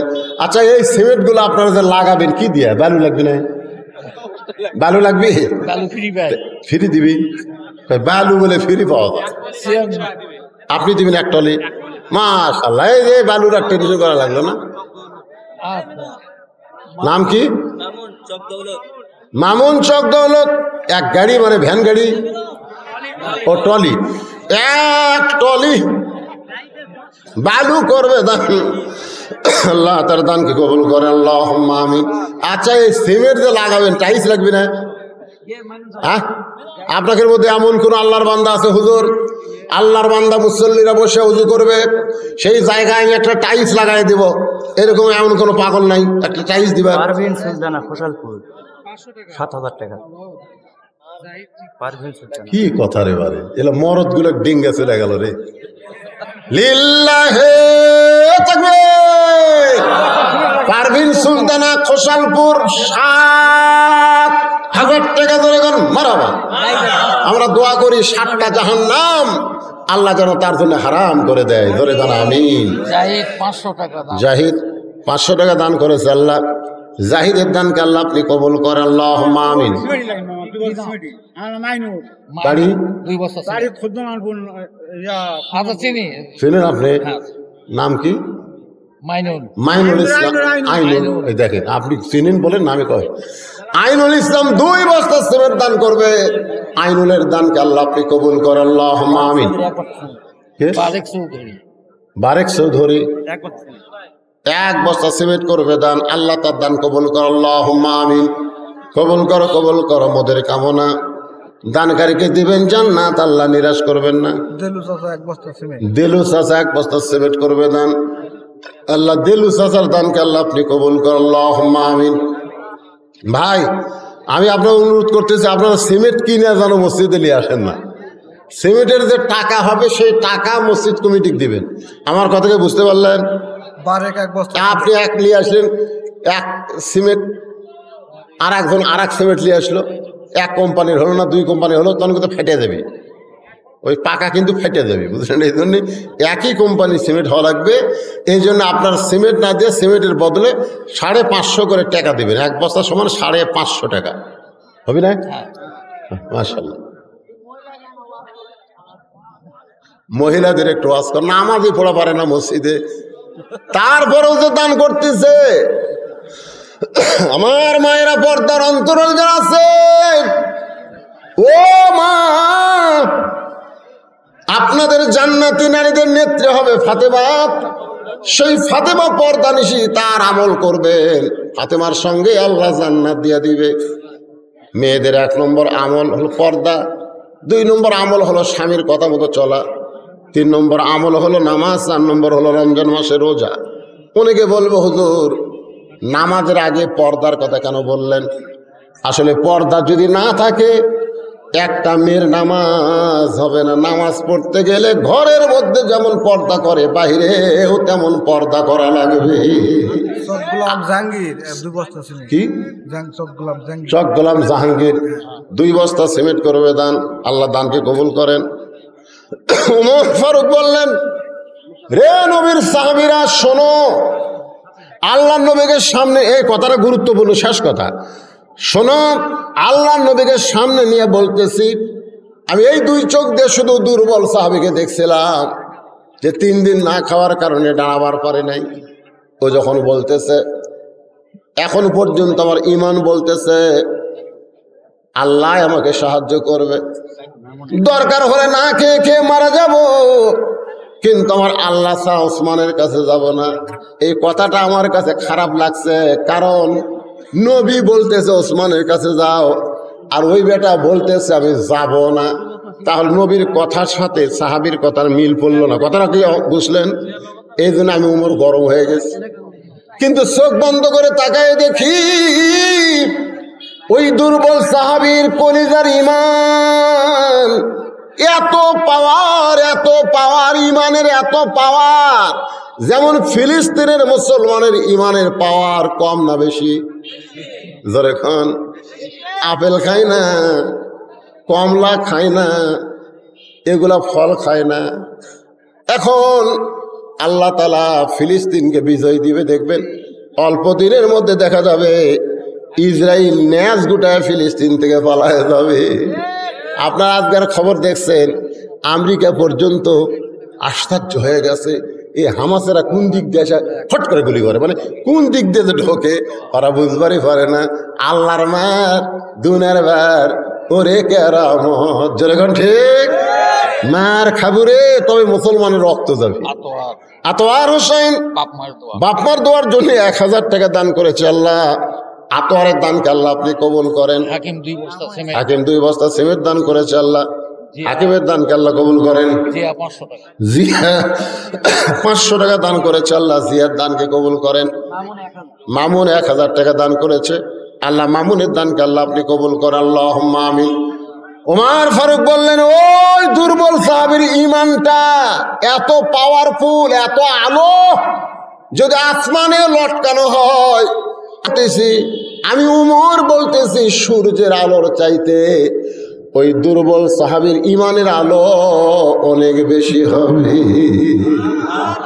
মুনাজাতের আগ দিয়ে আমার সঙ্গে যারা পারেন তারা গুনগুন করে গাবেন, আর যারা পারেন না তারা চুপ করে শুনবেন। ঈমানের দাবি যদি কুরবানি হয়, সেই দাবি ঘরে বসে থাকা না। জিনিসপত্র দাম কমবে ঘরত বসে থাকলে। আমি এক কসাইকে বললাম, কে ভাই 500 টাকার গোস্ত 550 গেল, সেই 550 গোস্ত 600 গেল, 600 গোস্ত 650 হলো, খালি সমানে দাম বাড়তেছে, কারণ কি? বলে হুজুর কারণ হলো একটাই, জনগণ কথা কয় না। জনগণ কি কয় না? খালি যদি 10 জন জনগণ বলতো এই গোস্তর দাম বাড়লো করে, এই গোস্তর দাম বাড়লো কেন, এই করে যদি আমাকে কষায় দাও খালি হাতত লেয়, আমরা জোর হাত করে বলবো যা আসলো তাই। জোরে কোন কথা ঠিক না, কিন্তু জনগণ কথা কয় না। ঈমানের দাবি যদি কুরবানি হয়, সেই দাবি ঘরে বসে থাকা নয়। ঈমানের দাবি হলো কিছু বিনিময়, সবাই বলেন ইমানের দাবি হলো কিছু বিনিময়, সেই বিনিময় যদি কলিজার ঘাম হয়, যেরকম ফিলিস্তিনের কলিজার ঘাম মানে বোঝেন কলিজার রক্ত, সেই বিনিময় যদি কলিজার ঘাম হয়, সেই ঘাম দিতে যেন তৈরি থাকি। ওগো দয়াময় আমার আল্লাহ দয়াময়। ইমানের দাবি হলো অগ্নিশিখা, বাতিলের বিরুদ্ধে জ্বলতে শিখা। বাতিলের বিরুদ্ধে কি করা? ইমানের দাবি হলো অগ্নিশিখা, বাতিলের বিরুদ্ধে জ্বলতে শিখা। সে আগুনে জ্বলে জ্বলে, সে আগুনে জ্বলে জ্বলে দিব ইমানের পরিচয়। ইমানের দাবি ঘরে বসে থাকা নয়। বসে থাকে বাংলাদেশ স্বাধীন হয়নি ভাই, বসে থেকে বাংলাদেশ স্বাধীন হয়নি। বঙ্গবন্ধু বলেছিল যার যা আছে তাই নিয়ে মাঠে ময়দানে আসে। জি মাহফুজ একজন মা আমার বিজিপুর থেকে 5 বস্তা সিমেন্ট আল্লাহর ঘরে দান করেছে। আল্লাহ তার দানকে কবুল করুক। সকলে বলে আল্লাহুম্মা আমিন। হ্যাঁ মেয়েরা দিচ্ছে তো, আবার দিবে কি, অনেক দিচ্ছে আলহামদুলিল্লাহ। এখন রাত 12টা পার হয়ে গেছে। ইস্তেগফার পড়েন, আস্তাগফিরুল্লাহ রব্বি মিন কুল্লি জামবি ওয়া তুবু ইলাই, আস্তাগফিরুল্লাহ রব্বি মিন কুল্লি জামবি ওয়া তুবু। দুনিয়ার যত বড় বড় কাম প্রকাশ্যে দানে হয়নি, যত বড় বড় কাজ হয়েছে গোপন দানে। ধরে কোন কথা ঠিক কিনা? আপনারা বুঝবারই পারবেন না। এমন একজন লোক আছে যে আপনাকে মসজিদের অজুখানা একলাই বানায় দিবে। নাই? যেরকম নাই, আতিকুল 500 টাকা, আতিকুল 500 টাকা দান করবে, আল্লাহ কবুল করে। আপনাকে একটা মসজিদের খবর দেই, নাম হলো বগুড়া মাঠডালি। নাম শুনছেন? এই মাঠডালির নাম শুনছেন? ওরই পাশে একটা চাটাইয়ের মসজিদ ছিল। তো ঢাকা থেকে একজন ব্যবসায়ী গেছিল দিনাজপুর একটা ব্যবসা উদ্বোধন করার জন্য। তো আসার সময় খুব পরেশগার নামাজ দিল। তো মাঠডালির ওখানে ওনার আসরের নামাজের টাইম হয়েছে। তো এখন লোকজনকে বলছে ভাই এখানে নামাজ পড়ার মসজিদ আছে? তো বলে ওই ওখানে একটা আছে। যাই দেখে চাটাইয়ের মসজিদ। কিসের মসজিদ? চাটাইয়ের। ওনার উপরে উজু করা লাগবে। উজু করবার গিয়ে দেখেছে টিউবওয়েল আর নিচে শ্যাওলা ধরেছে, শ্যাওলা। তো ড্রাইভারকে বলেছে তুই একটু ঝোঁকা আর আমি উজু করি। তো ওই ঝোঁকাবার কাছে কিন্তু পানি ওঠে না। যেরকম কি ওঠে না, পানি ওঠে না। পানি দিয়া তারপর পানি তুলিছে, পানি খালি রক্তের মতো লাল, ওই আয়রন। তো যাই হোক পানি পরিষ্কার করে বার করে যেই উজু করিছে করে জামাল নিতে ওই যে শ্যাওলা, ওই শ্যাওলার ওপর স্লিপ কাটছে। ওটাই ধনী লোকটা পড়িছে, পড়ে মাঝাত লাগিছে বুঝলেন। ওই লাগার পরে ওই চাটার ঘরের যে নামাজ পড়ছে, নামাজ পড়ে কমিটির লোক ডাকছে, কে ভাই এই মসজিদ কে বানাচ্ছে রে? তো ওরা তো সব আছে। উনি আবার প্যারাডো গাড়ির থেকে নামিয়েছে, প্যারাডো 3-4 কোটি টাকা দাম। ঠিক আছে, আমরা এই মসজিদ টাকা তোমাকে কেউ দেয় না, এখন আল্লাহর ঘর এরকম হয়ে। ঠিক আছে, ঠিক আছে, তোমাকে এলাকার ইঞ্জিনিয়ারকে মসজিদের একটা ম্যাপ করে আমার কাছে পাঠাইয়া দাও। এই মসজিদের ম্যাপ করে পাঠিয়ে দিছে। প্রায় 6 থেকে 7 কোটি টাকা খরচ করে ওখানে 6 মাসের মধ্যে মসজিদ হয়ে গেছে। ওই পিছলা পড়াতে একটা মসজিদ হয়ে গেল। একটু ওযু করবার দেয় তাই একবার পিছলা পড়বি ভাই, আর যদি টাকা থাকে ওই একলাই ওযু করে বানিয়ে দিবি। জোরে করে কথা ঠিক ছিল। আপনার কি মনে করতেছেন মসজিদের কাম কোনোদিন বাকি থাকে? তারপরেও ছেলেরা বড় কষ্ট করে মাহফিল করে একটা দানের আদায়ের একটা অজুহাত সৃষ্টি করলো। ইনশাল্লাহ ইনশাল্লাহ মসজিদ হবে। কি ভাই হবে না? ওজুখানা হবে না? হবি না ভাই? মাশাআল্লাহ। কেবা তোমরা কি কও হবি না? হবে ইনশাআল্লাহ। আস্তাগফিরুল্লাহ আস্তাগফিরুল্লাহ। আল্লাহুম্মা আমিন। আল্লাহুম্মা আনতাস সালাম ওয়া মিনকাস সালাম তাবারাকতা ইয়া যাল জালালি ওয়াল ইকরাম। আয় আল্লাহ তাআলা ভরা মজলিস নিয়ে নামাজকে সামনে নিয়ে মসজিদকে সামনে নিয়ে দীর্ঘ সময় ধরে আলোচনা করলাম। আল্লাহ মেহেরবানি করে এই খোসালপুর জামে মসজিদকে কিয়ামত পর্যন্ত তুমি কবুল করে নাও। যেখানে যুবকেরা গান বাজনা করত, আয় আল্লাহ তাআলা সেই গান বাজনাকে বাদ দিয়া সোনার যুবকেরা কোরআনের মাহফিল করেছে। এই যুবকদের জন্য প্রাণ খুলে আমরা দোয়া করি, আল্লাহ এদেরকে 5 ওয়াক্ত নামাজি হিসাবে কবুল করে না।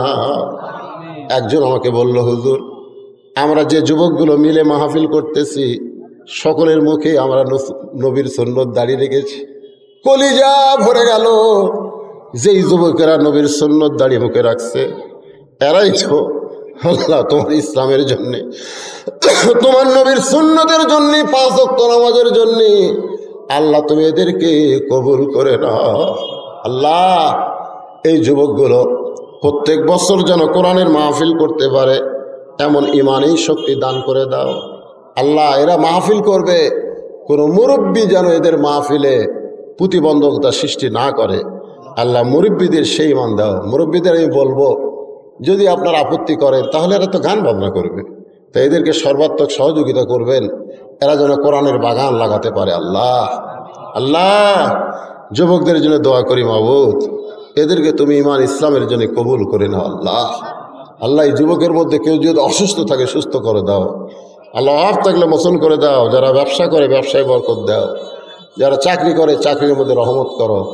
যারা শ্রমিক মাঠে মজুরি কাজ করে আল্লাহ দেহেরটা সুস্থতা শক্তি দান করে দাও। আল্লাহ পর্দার অন্তরালের মা বোনেরা আবিদা সালিহা পর্দার যে কবুল করে, মা ফাতেমার চরিত্র দান করে দাও। মাবুদ আমরা যারা হাত তুলেছি আমাদের জনম দখনি মা বাবা যাদের কবরে চলে গেছে, আল্লাহ মেহেরবানি করে মা বাবার কবরকে জান্নাতের টুকরা বানিয়ে দাও। আজকের মাহফিলের সম্মানিত সভাপতি সহ সভাপতিকে আল্লাহ তুমি কবুল করো। প্রধান অতিথি বিশেষ অতিথিদের আল্লাহ তুমি কবুল করো। আল্লাহ তাআলা যারা মসজিদকে মহব্বত করে নগদে বাকিতে দান করেছে, আল্লাহ সকলের দানগুলোকে জান্নাতের বিনিময় হিসাবে কবুল করে নাও। সুবহান রাব্বিকা রাব্বিল ইজ্জাতি আম্মা ইয়াসিফুন। আল্লাহ ওয়াস্ত করলাম, আবার দোয়া করি আল্লাহ তুমি আবাবিলকে দিয়া কাবা ঘর হেফাজত করেছ। আল্লাহ আজকে বাইতুল মুকাদ্দাস তোমার ঘর, ইহুদেরা জুতা পায়ে দৌড়াদৌড়ি করতেছে, মুসলমানের রক্ত ঝরতেছে। আল্লাহ আল্লাহ আর কত দেখবে মুসলমানের রক্ত, শিশু বাচ্চাদের রক্ত। আল্লাহ এ পর্যন্ত প্রায় নিরীহ 10,000 ফিলিস্তিনকে ওরা হত্যা করেছে। আল্লাহ আল্লাহ তুমি রহম করো। আল্লাহ আল্লাহ ফিলিস্তিনকে তুমি বিজয় দাও। ফিলিস্তিনরা তো নিজের জন্য যুদ্ধ করে না, দেশের জন্য করে না, তোমার ঘরের জন্য এরা যুদ্ধ করতেছে।